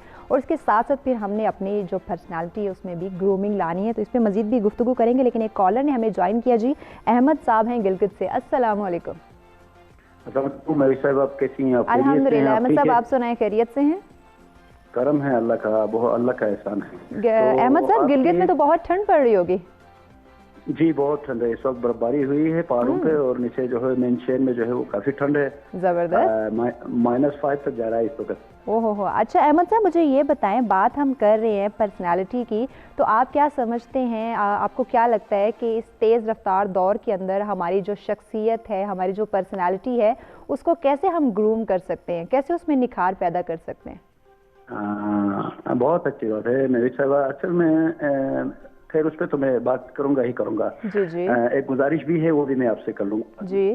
तो हम अपनी शख्सियत में निखार इस तरह पैदा कर सकते हैं कि जो कुछ आपके पास लिमिटेशंस है, जो हदूद है, उस हदूद के अंदर रहते हुए जी अपने आप को इंतहाई ईमानदारी के साथ अगर आज के इस दौर में अपने आप को सर्वाइव करेंगे तो आप अपनी शख्सियत में निखार पैदा कर सकते हैं। सही। लेकिन बदकिस्मती से हमारी जो मुआशरा है वो इसका मुतहम्मिल नहीं है, खासकर हमारे वो अफराद जो साहिब इख्तियार है, साहिब अरबाब है, वो मुआशरे को कोई अच्छी सबक देने के बजाय वो मगरिब की कल्चर को लाके गरीबों के ऊपर मुसल्लत करने की कोशिश करते हैं, जिसकी वजह से गरीब भी जो है इस वक्त कम से कम करप्शन और मुख्तलिफ किस्म की जराइम की दलदल में फंसा हुआ है। बेसिकली मैं टीचर हूँ, मैं मुआशरे के अंदर मुख्तलिफ तलबा को, मुख्तलिफ फैमिलीज के तलबा को जो है वो मैं पढ़ाता हूँ, वहाँ पे मैं काम करता हूँ स्कूलों के अंदर। तो मुझे पता चलता है कि एक अमीर का बच्चा अपने साथ कम अज कम मिनिमम इस महंगाई के दौर में 100 से 150 रुपए का डेली लंच करने के लिए आता है, जबकि एक गरीब के पास 10 से 20 रुपए होते हैं। फिर साथ में अगर उससे भी कोई गरीब हो तो घर से सूखी चपाती या अपना सुबह का कुछ भी जो बचा हुआ नाश्ते से वो टिफिन के अंदर लेके आता है। तो वहाँ पे हम अपनी इस जिंदगी को बेहतर करने के बजाय हम ऊपर वाले उस लोगों की जो है स्टेटस को देख के वहां पे अपने लेवल ले जाने के लिए हम पूरे मुआशरे को बिगाड़ की तरफ लेके जाते हैं, जिसकी वजह से ना हम अपने अंदर बेहतरी लेकर आ सकते हैं, ना हम किसी दूसरे की जो है बेहतरी की हम सोच सकते हैं। दूसरी गुजारिश आपसे मेरी ये है जी, बहुत शुक्रिया अहमद साहब, और बहुत अच्छी इन्होंने बात कही। इस पर हमें सोचने की, समझने की भी ज़रूरत है कि हमारा जो मुआशरा है वो किस तरफ जा रहा है। हम इतनी तेज़ रफ्तारी से तरक्की की तरफ तो बढ़ रहे हैं, लेकिन आगे बढ़ने के साथ साथ हमें थोड़ा सा पीछे मुड़ के भी देखना चाहिए कि हमारे कुछ सोसाइटी में ऐसा तबका भी मौजूद है जो अपर क्लास का नहीं है, जिनको हमारी ज़रूरत है। और अगर शख्सियत की बात करें तो हर इंसान चाहता है कि वो उसकी पर्सनैलिटी बेस्ट हो, वो जहाँ कहीं भी जाए लोग उसको पसंद करें। तो ज़रूरी नहीं कि इसके लिए आप बहुत अमीर हों, आपके पास बहुत सारे वसाइल मौजूद हों, ऐसा बिल्कुल नहीं है। कौन सी वो बातें हैं, कौन से वो काम हैं जिस पे हम अमल करके अपनी शख्सियत में निखार पैदा कर सकते हैं, इस पे बात करेंगे। अगर आप भी हमें ज्वाइन करना चाहें तो लाइव कॉल के जरिए ज़रूर ज्वाइन कीजिए हमें, नंबर आपकी स्क्रीन पर मौजूद है। फ़र्क साहब, आपकी तरफ बढ़ेंगे। शख्सियत की बात हो रही है, तेज़ रफ्तार दौर के अंदर हम कैसे अपनी शख्सियत को, पर्सनैलिटी को बेहतर रख सकते हैं। तो इसमें बात आई कि लोगों के पास टाइम नहीं है, हर कोई रेस में लगा हुआ है, दौड़ में लगा हुआ है। तो लोग समझते हैं कि उनके पास बहुत ज़्यादा पैसा होगा, बहुत ज़्यादा वसाइल होंगे तो ही उनकी पर्सनालिटी जो है वो खुद उसको ग्रूम कर सकते हैं, उसमें निखार पैदा कर सकते हैं। तो ये बात किस हद तक सच है, क्योंकि हर इंसान के पास उतने वसाइल नहीं भी मौजूद। देखिए, बात वसाइल की नहीं है, बात वक्त की है। अगर जैसे हम अपने लिए वक्त स्पेयर नहीं करेंगे ना, तो हम बहुत से प्रॉब्लम्स को ओवरकम नहीं कर सकते। अब अगर हेयर फॉल की ही बात करें, जो कि आजकल हर दूसरा पर्सन फेस कर रहा है, और अगर ज़ाहिर है आपके बाल अच्छे नहीं होते हैं तो आपकी पर्सनालिटी पे काफ़ी इम्पैक्ट आता है, आपका कॉन्फिडेंस लो होता है। उसमें मैं एक बेसिक चीज़ जो सबको बताती हूँ, मेल्स को भी फीमेल्स को भी, कि अगर आप थोड़ा सा वक्त मैनेज करें और अगर आपके पास पैसे नहीं हैं, आप नहीं अफोर्ड कर सकते जो एक्सपेंसिव सीरम्स हैं या मेडिकल प्रोडक्ट्स हैं, तो आप जस्ट प्याज का पानी 15 से 20 मिनट के अपने लिए अपने बालों में लगा लें, और वो काफ़ी रीग्रोथ करता भी है, प्रूव्ड है ये। और जितने भी लोग लगाते हैं उनको फ़ायदा होता भी है। बजाय कि आप बाहर जाके किसी रेस्टोरेंट में फिर बिला वजह का फ़ास्ट फूड खा रहे हैं, तो आप घर में ही बैठ के फ़ास्ट फूड खा लें और साथ वो प्याज का पानी लगा लें। सही। हम वक्त मैनेज नहीं करना चाहते। स्किन के लिए मैं ख़वातीन से ये कहती हूँ कि सुबह जब आप नाश्ता बना रही हैं तो एक जो एग शेल है वो साइड पे रख लें, उसमें से ही थोड़ा सा अगर आप वाइट एग अपने फेस पे लगा लें तो आपकी स्किन को वो मास्क बहुत ज़्यादा इफेक्टिव है। सही। हम में से हर कोई चाहता है नहीं हमें वो कोई एक्सपेंसिव वाली क्रीम बताओ। अक्सर हम किसी को कोई अच्छी या रिजनेबल कोई चीज़ बताएं तो कहते हैं नहीं नहीं इससे एक्सपेंसिव बताओ। वो लोग हमारे माइंड में चीज़ें बैठ माइंड सेट है कि एक्सपेंसिव होगी उतनी फ़ायदेमंद होगी और फिर हमारा वक्त बचेगा। ऐसा कुछ नहीं है। हाँ। बेसिक्स जो भी करना है आपने खुद करना है। स्किन का, हेयर का कोई शॉर्टकट नहीं है, पर्सनालिटी ग्रूमिंग का कोई शॉर्टकट नहीं है। अगर आप चाहते हैं कि आप अच्छा बोलें तो उसके लिए आपको प्रैक्टिस करनी पड़ेगी। जैसे कि वो एक थे जर्मनी के हिटलर, उनके बारे में कहा जाता है कि वो शीशे के सामने तकरीर की प्रैक्टिस करते थे। तो अगर आप चाहते हैं कि आपकी पर्सनालिटी ग्रूमिंग हो, आप बोलना चाहते हैं, आप अच्छा दिखना चाहते हैं, तो उसके लिए आपको मेहनत करनी पड़ेगी। उसमें कोई शॉर्टकट नहीं है कि आप कहीं जाएं और आप ठीक हो जाएं और आप बिल्कुल अच्छा दिखना स्टार्ट हो जाएं। उसके लिए आप जितनी मेहनत करेंगे, जितनी एफर्ट करेंगे, प्रॉपर फूड लेंगे, हेल्दी फूड लेंगे, बैलेंस फूड लेंगे, नींद पूरी करेंगे, उसके अलावा खुश रहेंगे। खुश रहना बहुत ज़रूरी है। डाइट अच्छा रखना, अपने आप को वक्त देना और खुश रहना, ये आपकी पर्सनालिटी में, आपकी शख्सियत को बहुत संवारता है, बहुत निखारता है। इस पर आगे भी इन डिटेल बात करेंगे, लेकिन एक कॉलर ने हमें ज्वाइन किया जी गिलगित से। अस्सलाम वालेकुम। अस्सलाम वालेकुम मैडम। एक गुजारिश मेरी सच सवेरा में एक मेरी गुजारिश है मैडम की बात यह है कि अगर आप ये जितने भी ट्रेनर्स लेके आते हैं इनसे तो बड़ी मालूमात हमें हासिल होती है, हम बड़े शौक से देखते हैं आपके प्रोग्राम को। लेकिन इसके साथ अगर आप अरबाब इख्तियार के मुख्तलिफ वजारतों के अफराद को, सेक्रेटरीज को या उनके मतलब किसी ऐसे शख्सियात को जो उजरा है, इनको अगर आप बुलाएंगे तो लोग अपने जो मसाइल है वो शेयर करेंगे। हम इस रियासत मदीना के अंदर हम बहुत से ऐसे मसाइल के शिकार है मुआशरे के अंदर जो इनसे शेयर करना चाहते हैं। अगर वो हल हो जाएंगे तो ऑटोमेटिकली इंसानी शख्सियत के अंदर निखार आ जाएगी। लोग ऑटोमेटिकली एक अच्छे और मुहज्जिब शहरी बनने की कोशिश करेंगे। जी बहुत शुक्रिया जी, और बहुत अच्छी आपने बात की। इस पे ज़रूर हम गौर फरमाएंगे, ज़रूर इस पे हम काम करेंगे और यकीनन हमें हमारे तमाम इर्द गिर्द के इलाकों में तमाम लोगों को सोचने की ज़रूरत है कि जो छोटे छोटे वहाँ पे मसाइल हैं उनको हम कैसे हल कर सकते हैं और उन छोटे छोटे मसाइल को हल करके अपनी शख्सियत में कैसे निखार हम पैदा कर सकते हैं। क्योंकि अगर आपका मुआशरा, आपकी सोसाइटी जो है वो बेहतर ग्रूम कर रही होगी, वो एक तरक्की पजीर होगी, तो डेफिनेटली इंसान खुश होगा और खुशी के साथ उसकी जो पर्सनैलिटी है, उसकी शख्सियत में निखार पैदा होता जाएगा। दाऊद साहब, ब्रेक पे जाने से पहले आपसे मैं इस टॉपिक पे चंद अल्फाज जो है वो ज़रूर सुनना चाहूँगी कि आप क्या समझते हैं। लोग कहते हैं कि जिसकी बेहतर पर्सनैलिटी, उसकी हाइट अच्छी है, उसका रंग वाइट है, उसकी शक्लो सूरत अच्छी है, तो भाई उसकी पर्सनैलिटी बहुत ही ज़बरदस्त है। लेकिन जिसकी हाइट कम है, रंग काला है या सूरत अच्छी नहीं है, वो कहता है कि मेरी पर्सनैलिटी जो है वो अच्छी नहीं है, मैं कुछ कर नहीं सकता सोसाइटी में। देखें, अब इन सारी चीज़ों को मद्देनज़र रखते हुए हम सबसे एक बेसिक कॉन्सेप्ट भूल जाते हैं जो कि एक बहुत ही गैर अखलाकी चीज़ है। सबसे बड़ा और सबसे बेहतरीन नमूना जो है वो हमारे नबी हैं हमारे लिए सल्लल्लाहु अलैहि वसल्लम। क्योंकि ना तो उनसे बेहतर इखलाक वाला कोई पैदा हुआ है और ना ही कभी हो सकता है। तो जो ट्रेड्स और जो वैल्यूज़ वो हमें दे कर गए हैं, आप अगर उनको अपने बिहेवियरल अप्रोच के अंदर उन सब चीज़ों को अगर आप एक टाई ऑन करना शुरू कर देते हैं तो आपका रंग काला है, गोरा है, लंबे हैं, छोटे हैं, उन्होंने तो इस चीज़ की तफरीक की ही नहीं है। बिल्कुल ऐसी कोई तफरीक हमारे मज़हब के अंदर, इस्लाम के अंदर है ही नहीं है। ये एक लॉजिकल रिलीजन है, इसमें ऐसा कुछ नहीं है। बिल्कुल जी, इस्लाम हमें बहुत ही एक पुरसुकून मज़हब हमें जो है वो प्रोवाइड किया गया, बहुत ही पुरसुकून लाइफ प्रोवाइड की गई और हमारी शख्सियत में निखार पैदा करने के हर तौर तरीके सिखाए गए। तो इस्लाम मज़ीद हमें क्या दर्स देता है, इस पर हम इन डिटेल गुफ्तगू करेंगे, लेकिन बढ़ने एक शॉर्ट ब्रेक की जानिब देखते हैं सच सवेरा।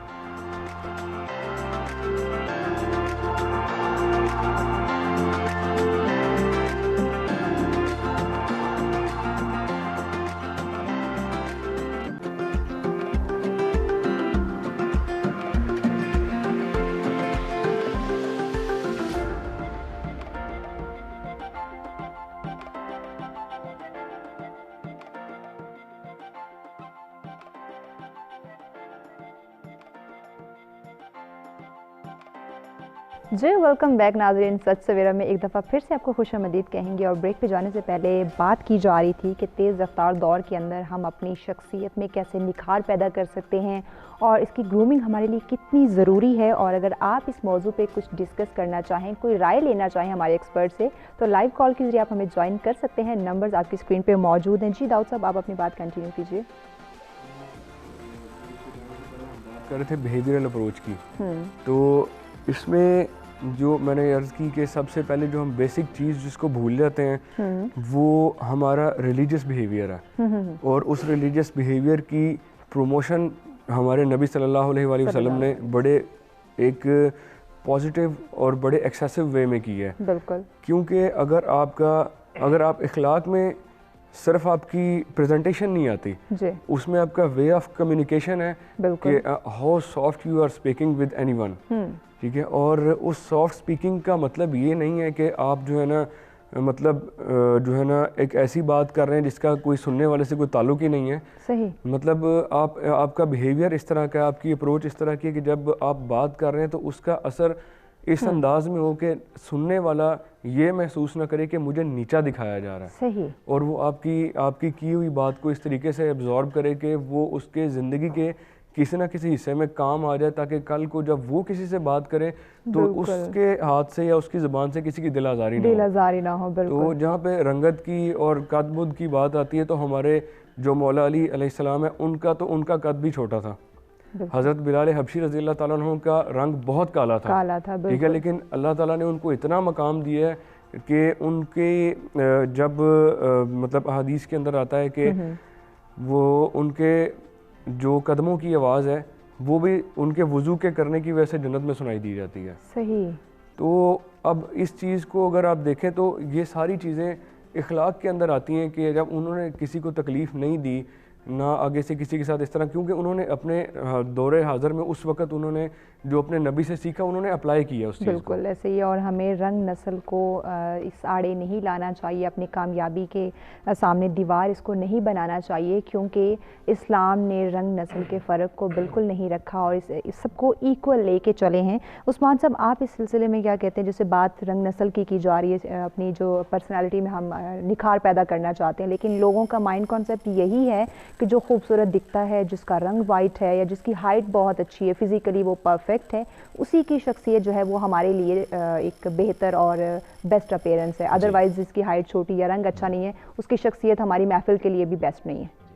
अच्छा, एक तो होता है ना कि दूसरे लोग क्या कहते हैं, जैसे हम लोग बड़ा अच्छा भाई ने बताया कि इस्लाम के पर्सपेक्टिव से देखा जाए तो ये चीज़ें मैटर नहीं करनी चाहिए।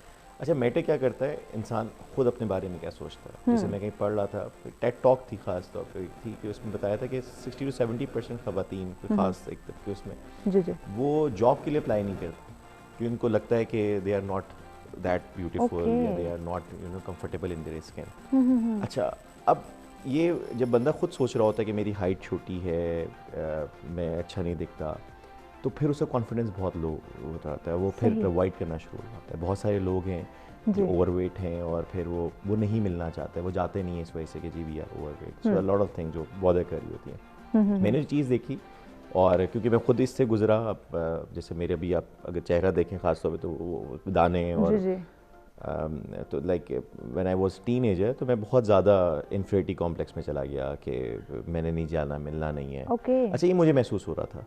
अच्छा, अब जब मुझे ये बॉदर करना ख़त्म कर दी एक चीज़, मतलब मैंने एक्सेप्ट किया एक दफ़ा कि ठीक है मैं हूँ, ऐसा हो गया, and when I accepted it and I embrace my self, अब मैं नहीं सोचता इन चीज़ों के बारे में। मुझे दूसरे लोग भी नहीं सोच रहे होते, मतलब मुझे इसकी वजह से कोई प्रॉब्लम सोच से मुंसलिक है। जी, अब अगर आप देखें ओपरा विनफ्रे, अगर आप स्टैंडर्ड्स की बात करें, दुनिया जो ख़वातीन ने स्टैंडर्ड्स बनाए हुए हैं कि ये होगा तो ब्यूटीफुल होगा, द मोस्ट वॉच्ड और the most richest I believe actress या उसमें आती हैं, एंकर पर्सन में आती हैं। अगर आप स्टैंडर्ड्स में देखें तो वो तो उसमें पूरा नहीं उतरती, मगर वो शी इज़ मोस्ट फेमस।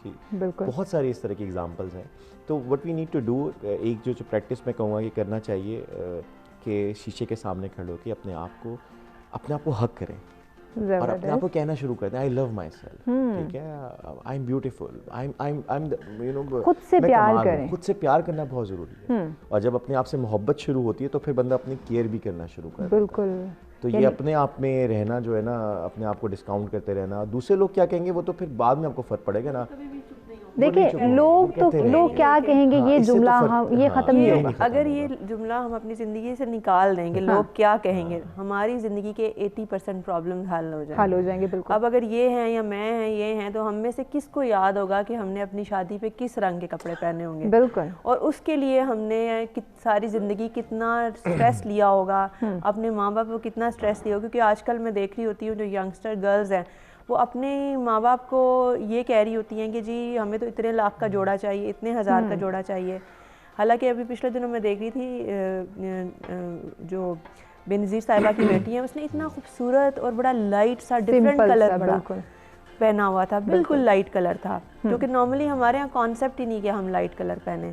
हमारे यहाँ बस यही कॉन्सेप्ट है कि जी महंगा जोड़ा होगा, अगर आपकी स्किन ख़राब है कि आप उसका ख्याल नहीं रख रहे, कि आप टाइम पे उठ नहीं रहे, डार्क सर्कल पड़े हुए हैं, स्किन ड्राई है, आप उस पर मेकअप भी कर लेंगे तो वो अच्छा नहीं लगेगा। तो उसका हल आप महंगा मेकअप नहीं है, उसका हल है कि आप अपनी रूटीन सेटल करें, रूटीन सेट करें और केयर करें अपनी। हमारे यहाँ जितने हम ब्रांडेड की बजाय सिंपल पहनते हैं वो ज़्यादा खूबसूरत लगते हैं। बिल्कुल ऐसे। आप अगर ये सोचते हैं कि अब आपने जैसे कोई मेरे ख्याल से बहुत ब्रांडेड नहीं पहना हुआ, लेकिन आप पे बहुत अच्छा लग रहा है क्योंकि सिंपल है और अपनी पर्सनैलिटी के अकॉर्डिंगली है, क्योंकि आपको आईरोज नया चाहिए स्क्रीन के लिए।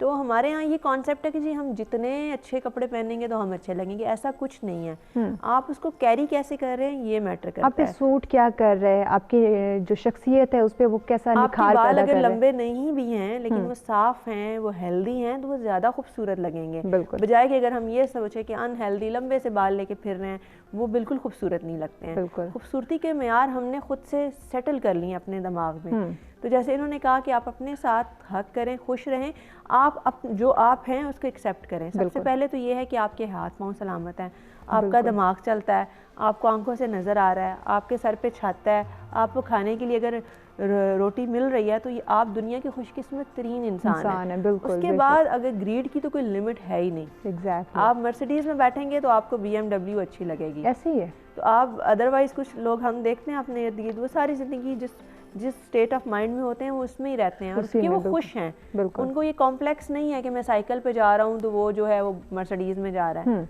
आप अब फॉरेनर्स को भी देखें, अक्सर इस्लामाबाद में आपको ये मागला रोड पे वो साइकिलिंग करते नज़र आते हैं, क्योंकि उनको कोई कॉम्प्लेक्स नहीं है कि हमने क्या पहना हुआ है, हमें क्या नज़र आ रहा है। अब साइकिलिंग से अच्छी कोई भी एक्सरसाइज है ही नहीं बॉडी के लिए, लेकिन हम उसे खुद कराना, बच्चों को कराना समझते ही नहीं है। तो मेन चीज़ यही है कि आप फिटनेस के लिए, फिटनेस का स्टैंडर्ड ये नहीं है कि आप जाएं और आप कोई महंगे जिम में जाएं। आपने ये देखना है कि आपको कोई फिटनेस अच्छी कौन करा रहा है, सही कौन से करा रहा है। वो ये नहीं है कि अगर जो कोई फिट बैठा है, अगर इन्होंने ये बॉडी बनाई है तो उसमें उन्हें 1 महीना या 2 महीने नहीं लगे, साल लगे हैं तो आपकी बॉडी बनती है, और वो भी किसी की गाइडलाइन से। बिल्कुल जी, गाइडलाइन हमारे लिए बहुत ज़्यादा ज़रूरी होती है और इसमें ये बिल्कुल चीज़ें मैटर नहीं करती कि आप कितने एक्सपेंसिव चीज़ें यूज़ कर रहे हैं, कितने एक्सपेंसिव कपड़े आप पहन रहे हैं, इससे आपकी शख्सियत का कोई लेना देना नहीं। इसके पूरी जो इसका ताल्लुक है आपकी इंटरनल खुशी से है, आपका इखलाक से है, आप कितने खुश रहते हैं, कितना अपना ख्याल रखते हैं। इसमें मज़ीद भी इन डिटेल बात करते हैं, लेकिन एक कॉलर ने हमें ज्वाइन किया, इब्राहिम सवाबी से। अस्सलाम वालेकुम। वालेकुम सलाम जी सिस्टर। जी कैसे हैं इब्राहिम साहब, खैरियत से हैं? दुआएं अल्हम्दुलिल्लाह का शुक्र है, आप कैसे हैं? अल्हम्दुलिल्लाह। जी इब्राहिम साहब क्या कहना चाहते हैं? हाँ जी, मेरा ये जो मोअज़्ज़ज़ बेटे हैं, इससे एक क्वेश्चन करना था। ये जो रंग गोरा करने वाली क्रीम है, जो मैंने एक जगह पर पढ़े हैं कि ये जो है ना मोस्टली कैंसर, स्किन कैंसर के प्रोमोट में काफी हद तक इजाफा करते हैं। तो आया ये बात सही है या नहीं है, या आपके इसके वसातत से मैं करना चाहता हूँ कि ये तो अगर इतनी खतरनाक चीज है तो फिर तो उसको अवॉइड करना चाहिए या इसको तो बंद करना चाहिए, क्योंकि काफी जो यंग जनरेशन है जो इसको इतने ज्यादा इस्तेमाल करते हैं, आए दिन नए नए ब्रांड्स आ रहे हैं फलान का टिनका, तो बस यही एक चलिए जी, बहुत शुक्रिया इब्राहिम साहब, आपको इसका जवाब मिल जाता है। जी फारूक साहब आप क्या कहती हैं, स्किन डैमेज? अच्छा सवाल किया। बेसिकली स्किन का मेयार खूबसूरती या गोरा रंग नहीं है। वो जो क्रीम ये बता रहे हैं, फार्मूला क्रीम उन्हें कहते हैं या स्टेरॉइड बेस्ड क्रीम कहते हैं, वो ये करती हैं कि जब हम उन्हें स्किन पे अप्लाई करते हैं तो जो सबसे लोएस्ट क्वालिटी क्रीम होती है तो वो आपकी स्किन की जो बेसिक बेबी लेयर होती है उसको पील कर देते हैं। जो प्रोटेक्टिव लेयर होती है तो नीचे से बेबी स्किन निकल आती है। वो अब वो स्किन क्योंकि लेयर जब डैमेज होती है तो नीचे वाली स्किन बहुत खूबसूरत, बहुत सॉफ्ट और मुलायम होती है, थोड़ी वाइट भी होती है। लेकिन आई थिंक वो वक्त वो देखने में बहुत वो लॉन्ग टर्म नहीं होती, उससे आपको फ्रैकल्स आती हैं, उससे आपको बहुत ज़्यादा कैंसर, बिल्कुल ठीक कह रहे हैं। जो अच्छी वाइटनिंग क्रीम है उसका इफेक्ट सडन आता ही नहीं, उसका इफेक्ट टाइम के साथ आता है। लाइक अगर आप एक वाइटनिंग क्रीम लगा रहे हैं तो शायद आपको 6 महीने बाद भी उसका कोई इफेक्ट नहीं मिलेगा, लेकिन वो कोई आपको नुकसान नहीं देती। तो बंद होना या ना होना ये एक बड़ी कॉम्प्लिकेटेड बात है। आप खरीदना बंद करेंगे तो वो बंद होंगी। हम में से हर कोई सोचता है अच्छा जी वो मैंने फ़लाँ 80-100 रुपए की क्रीम लगाई तो मैं गोरा हो गया, या मैंने 10,000 की क्रीम लगाए। बेसिकली विटामिन सी होता है जो कि आपकी स्किन को लाइट करता है। वो आप लीमू उसका खुद से वाटर निकाल के हल्का सा लगा लें तो वो भी बड़ा इफेक्टिव है, वो केयर में आता है। स्किन में आप सन ब्लॉक लगाएं अगर आप चाहते हैं कि आपका कलर टोन इक्वल रहे, आपके बाजू की तरह रहे, तो वो तब होगा मर्दों के लिए कि कुछ भी ना करें, वो सन ब्लॉक लगाएं। लेडीज के लिए छोटी-छोटी एहतियात है जो करके छोटी-छोटी है। लेडीज के लिए ये है कि वो अपना आयरन लेवल मेंटेन करें और वो भी सन ब्लॉक मस्ट लगाएं। अगर आप चाहते हैं कि आपका एक्चुअल कलर मेंटेन रहे, जो कि बहुत से लोगों का मेंटेन नहीं रहता एज के साथ, वक्त के साथ, वो यही है कि वो सन ब्लॉक नहीं लगाते। ये कलर्स कैसे हम मेंटेन रख सकते हैं, और बहुत सारे लोग अपनी शख्सियत में निखार पैदा करने के लिए वो चाहते हैं कि वो वाइट हो जाए। ऐसा बिल्कुल नहीं है, रंग का इसमें कोई कॉन्सेप्ट नहीं है कि शख्सियत में निखार पैदा करने के लिए आपका वाइट होना ज़रूरी है। इस माइंड कॉन्सेप्ट को हमें चेंज करने की ज़रूरत है, और कैसे हम चेंज कर सकते हैं, किन बातों पर अमल करके हम अपने अंदर चेंजिंग ला सकते हैं, इस पर मज़ीद भी इन डिटेल बात करते हैं। लेकिन बढ़ना एक शॉर्ट से ब्रेक की जाने देखते हैं सच सवेरा।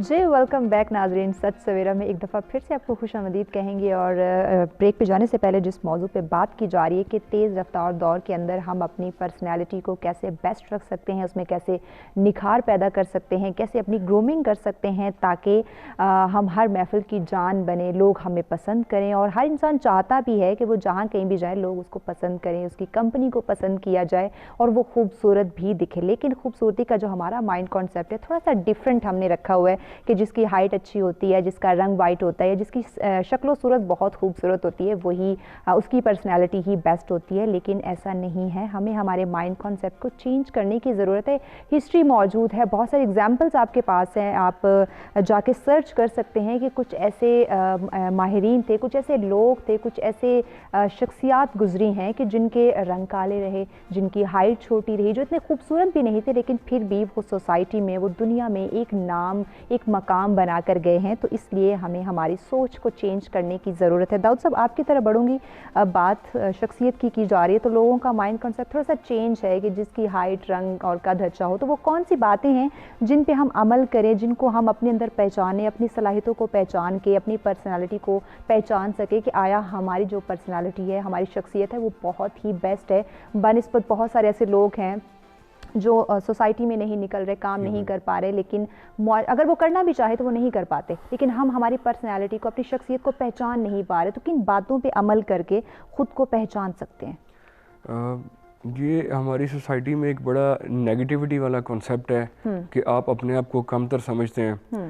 तो किसी को कमतर साबित करना या उसकी तरफ ये मंसूब करना कि वो एलिजिबल नहीं है, ये एक एथिकल ग्राउंड्स के ऊपर जो है ना बड़ी एक नेगेटिव बात है कि आप किसी को ये इस चीज़ से उसको आप प्रमोशन की बजाय उसको डिवोशन दे रहे हैं कि वो अपनी ज़िंदगी को आगे बढ़ाने की बजाय मज़ीद अपने आप को पीछे धकेल जाता है। तो हमारी बेसिकली जो 80% सोसाइटल नॉर्म्स के अंदर जो सोच एक शामिल हो चुकी है वो है मटीरियलिस्टिक।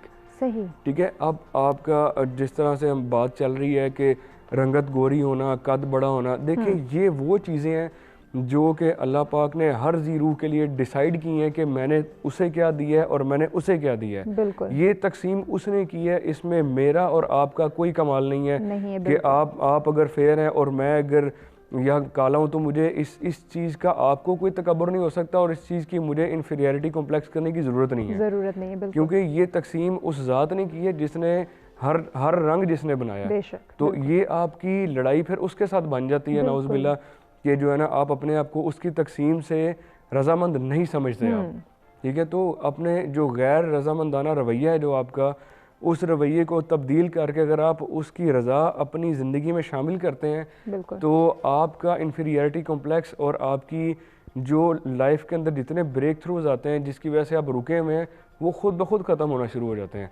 आप मैं कभी भी आपको जो है ना इस तरीके से कभी खुशी नहीं दे सकता, आप मुझे नहीं दे सकती जब तक कि आप अपनी जो है ना ज़ात के अंदर उस ज़ात की खुशी को शामिल ना करें। बिल्कुल जी, हमें उस ज़ात पाक की खुशी को सामने रखना चाहिए, उसकी रज़ा में खुश रहना चाहिए। कॉलर ने हमें ज्वाइन किया जी, बुशरा रावलपिंडी से हैं। अस्सलाम वालेकुम। बुशरा, आपको आवाज़ आ रही है? अस्सलाम वालेकुम। वालेकुम अस्सलाम। बुशरा, कैसी हैं आप? मैं बुशरा जबीन पिंडी खेब से बात कर रही हूँ। जी बुशरा, कैसी हैं आप? खैरियत से हैं? जी, बुशरा जबीन को आवाज आ रही है? जी बुशरा जबीन। जी बुशरा जबीन, आवाज आ रही है आपको? क्या कहना चाहती हैं आप? आई थिंक कॉल ड्रॉप हो गई है। तो बात की जा रही है कि हमारी पर्सनालिटी में जो हम चेंजिंग लाते हैं, हमें खुद में चेंजिंग नहीं लानी चाहिए, अल्लाह की रज़ा में खुश रखना चाहिए, क्योंकि अल्लाह ने अगर हमें पैदा किया है, हमें रंगो नस्ल सूरत जो है इसमें खुद डिफरेंस नहीं करना, क्रिएट करना चाहिए। यही हमारी नाकामी की वजह बन जाती है, यही हमारी एहसास कमतरी का, इसी वजह से हम शिकार हो जाते हैं। उस्मान साहब, आपकी तरफ बढ़ूँगी, चूँकि टाइम भी हमारे पास शॉर्ट है, तो आप क्या मैसेज देना चाहेंगे इस तेज़ रफ्तार दौर को मद्देनज़र रखते हुए, हमारी शख्सियत को मद्देनज़र रखते हुए, और जो हमारा पहला टॉपिक था जदीद टेक्नोलॉजी और इसमें इंसानी सेहत और ताल्लुकात, इन दोनों टॉपिक्स को मद्देनज़र रख के आप क्या हमारे नाज़रीन को मैसेज देंगे? जी, सबसे पहले मैं वही जो एम्फेसाइज़ करूँगा कि गोल अपना सेट करें कि क्या करना चाहते हैं। 97% लोगों में शामिल ना हो। उसके बाद फिर रोज़ाना के आपका टाइम ब्लॉक होना चाहिए कि आप अपने उस मकसद को पूरा करने के लिए उस पर टाइम लगाएं। अपने आप से प्यार करें, अपने आप को रोज़ाना कहें कि जी मैं बहुत अच्छा हूँ, जिस साथ ने मुझे बनाया है, जिस तरह भाई ने बताया था। तो एक्सेप्ट योरसेल्फ, ये बहुत इंपॉर्टेंट चीज़ है। बिल्कुल जी, खुद से प्यार करें, एक्सेप्ट करें अपने आप को, ताकि अगर आप खुद से प्यार करेंगे तो लोग आपसे प्यार करेंगे। अगर आप खुद को ही एहसास कमतरी का शिकार करना शुरू कर देंगे तो डेफिनेटली लोग तो चाहेंगे ही यही कि ये हमारे मद्दे मुकाबिल ना आए, हमारे सामने ना आए और हमारे शाना बिशाना ये काम ना करे। तो इसलिए आपने खुद को संवारना है, खुद को बनाना है, खुद से प्यार करना है। वो मेंटर ने सिखाया था कि people see you as you see yourself. बिल्कुल, लोग आपको उस तरह से देखते हैं जिस तरह से आप अपने आप खुद को देखते हो। बिल्कुल जी, बहुत शुक्रिया उस्मान साहब। आप फ़रूख नशीन साहिबा क्या मैसेज? मैं इन सबको यही मैसेज देना चाहती हूँ, किसी भी चीज़ को कॉम्प्लेक्स मत बनाएं। बेहतरी का ऑप्शन आपके पास मौजूद है। बिल्कुल, अगर आपका कद छोटा है तो आपके पास बेहतरी ये है कि आप अपनी बॉडी को डेवलप कर सकते हैं। अगर आपके बाल ख़राब हो रहे हैं तो आप ऑप्शन ये है कि आप अपने बालों पे तवज्जो दें, उनको मेंटेन करें। आपकी स्किन अगर थोड़ा रंग डार्क है तो कोई मसला नहीं है, आप सन ब्लॉक लगाएं, आप उसकी केयर करें ताकि वो मज़ीद ख़राब ना हो। स्किन की क्वालिटी का रंग के साथ कोई ताल्लुक ख़राब होने की जहाँ तक बात आई है, इसमें मैं एक चीज़ ऐड करना चाहूँगी कि लोगों के बाल वाइट हो जाते हैं, उसमें वो डिफरेंट केमिकल्स यूज़ कर रहे होते हैं। केमिकल के अलावा इसका बेसिक जो फैक्टर होता है B12 डेफिशिएंसी से होता है। जब आपकी बॉडी B12 बॉडी से लीक कर रहा है तो आपके बाल वाइट होना शुरू हो जाते हैं, आपकी स्किन ढलकना शुरू हो जाती है, आपके मसल्स जो हैं टीनेज में ये इफेक्ट नज़र आ रहे हैं। आप डाइट देखें ना कि हम डाइट क्या खाते हैं, आप ये देखें अभी भी कोविड की बात करें तो शहरों में कोविड ज़्यादा है बनिस्बत देहात। वजह वो लोग खालिश ग़िज़ा खाते हैं, धूप में फिरते हैं, उनका इम्यून सिस्टम बेहतर होता है। कोविड पे भी जो रिसर्च हुई उसमें यही कहते हैं कि जिसकी बॉडी में इनफ जिंक है तो वो बेसिकली डीएनए में कॉपी मशीन जो होती है, जो डीएनए टेक ओवर कर लेता है आपका कोविड, वो उसको हेल्प नहीं करता, उसको बंद कर देता है, शट डाउन कर देता है। तो आप जब आपकी डाइट ठीक होगी, आपका इम्यून सिस्टम बेहतर होगा तो सारी चीज़ें ऑब्वियसली बेहतर हो जाएंगी। बिल्कुल जी, हमें हमारा इम्यून सिस्टम जो है वो बेहतर करने की ज़रूरत है और इसके साथ साथ जो हमारी डाइट है वो परफेक्ट होनी चाहिए, हेल्दी डाइट होनी चाहिए,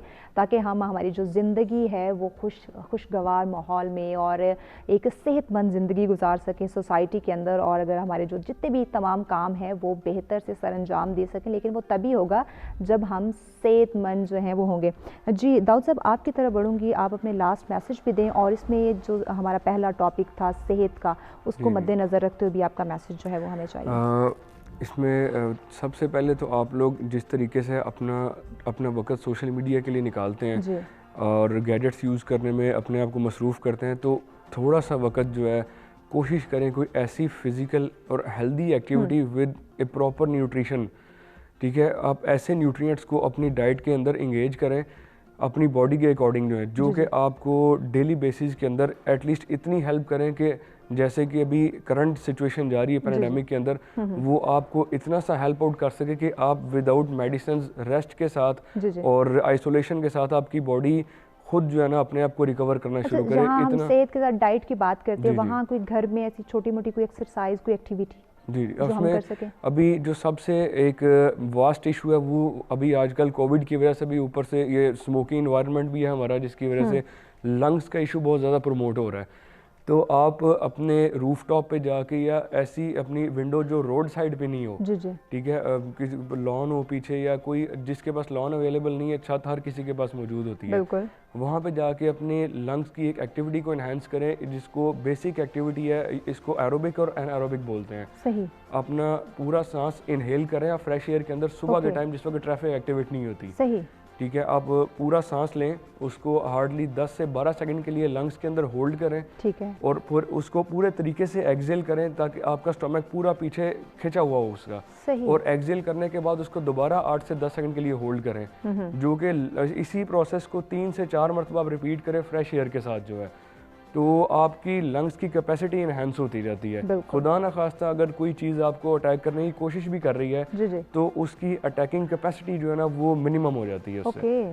और दूसरी एक बात जिस चीज़ को हम आजकल बड़ा इग्नोर कर रहे हैं कि हम अपनी जो इस ज़िंदगी की इस तेज़ दौड़ के अंदर जो है ना हम अपने रब को भूल चुके हैं। बिल्कुल। तो अपनी ज़िंदगी की दौड़ को अगर हम अल्लाह की तरफ दौड़ बना लेते हैं तो किसी किस्म का कॉम्प्लेक्स आपके दिमाग में नहीं बचता, नहीं बैठेगा। तो अगर आप उन चीज़ों को इग्नोर करके एक बेसिक चीज़ के ऊपर फोकस करें तो हर चीज़ पूरी करने वाली ज़ात वही है आपकी, जिसने आपको बनाया, जिसने रिस्क का जिम्मा उठाया जिसने। बिल्कुल, बेशक जी।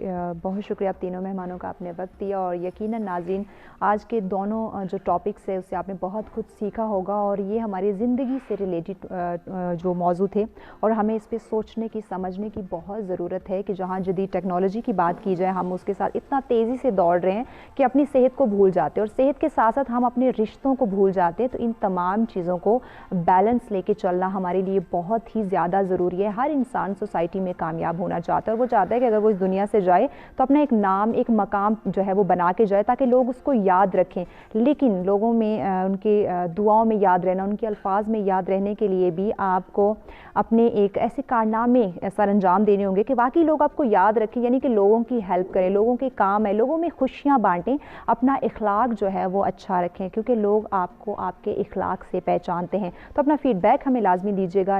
दोबारा आपकी खिदमत में हाजिर होंगे एक नए टॉपिक के साथ, नए मेहमानों के साथ। अभी चूँकि प्रोग्राम का वक्त भी ख़त्म हो चुका है तो अपनी होस्ट महविश चौधरी को दीजिए इजाज़त। अल्लाह निगहबान।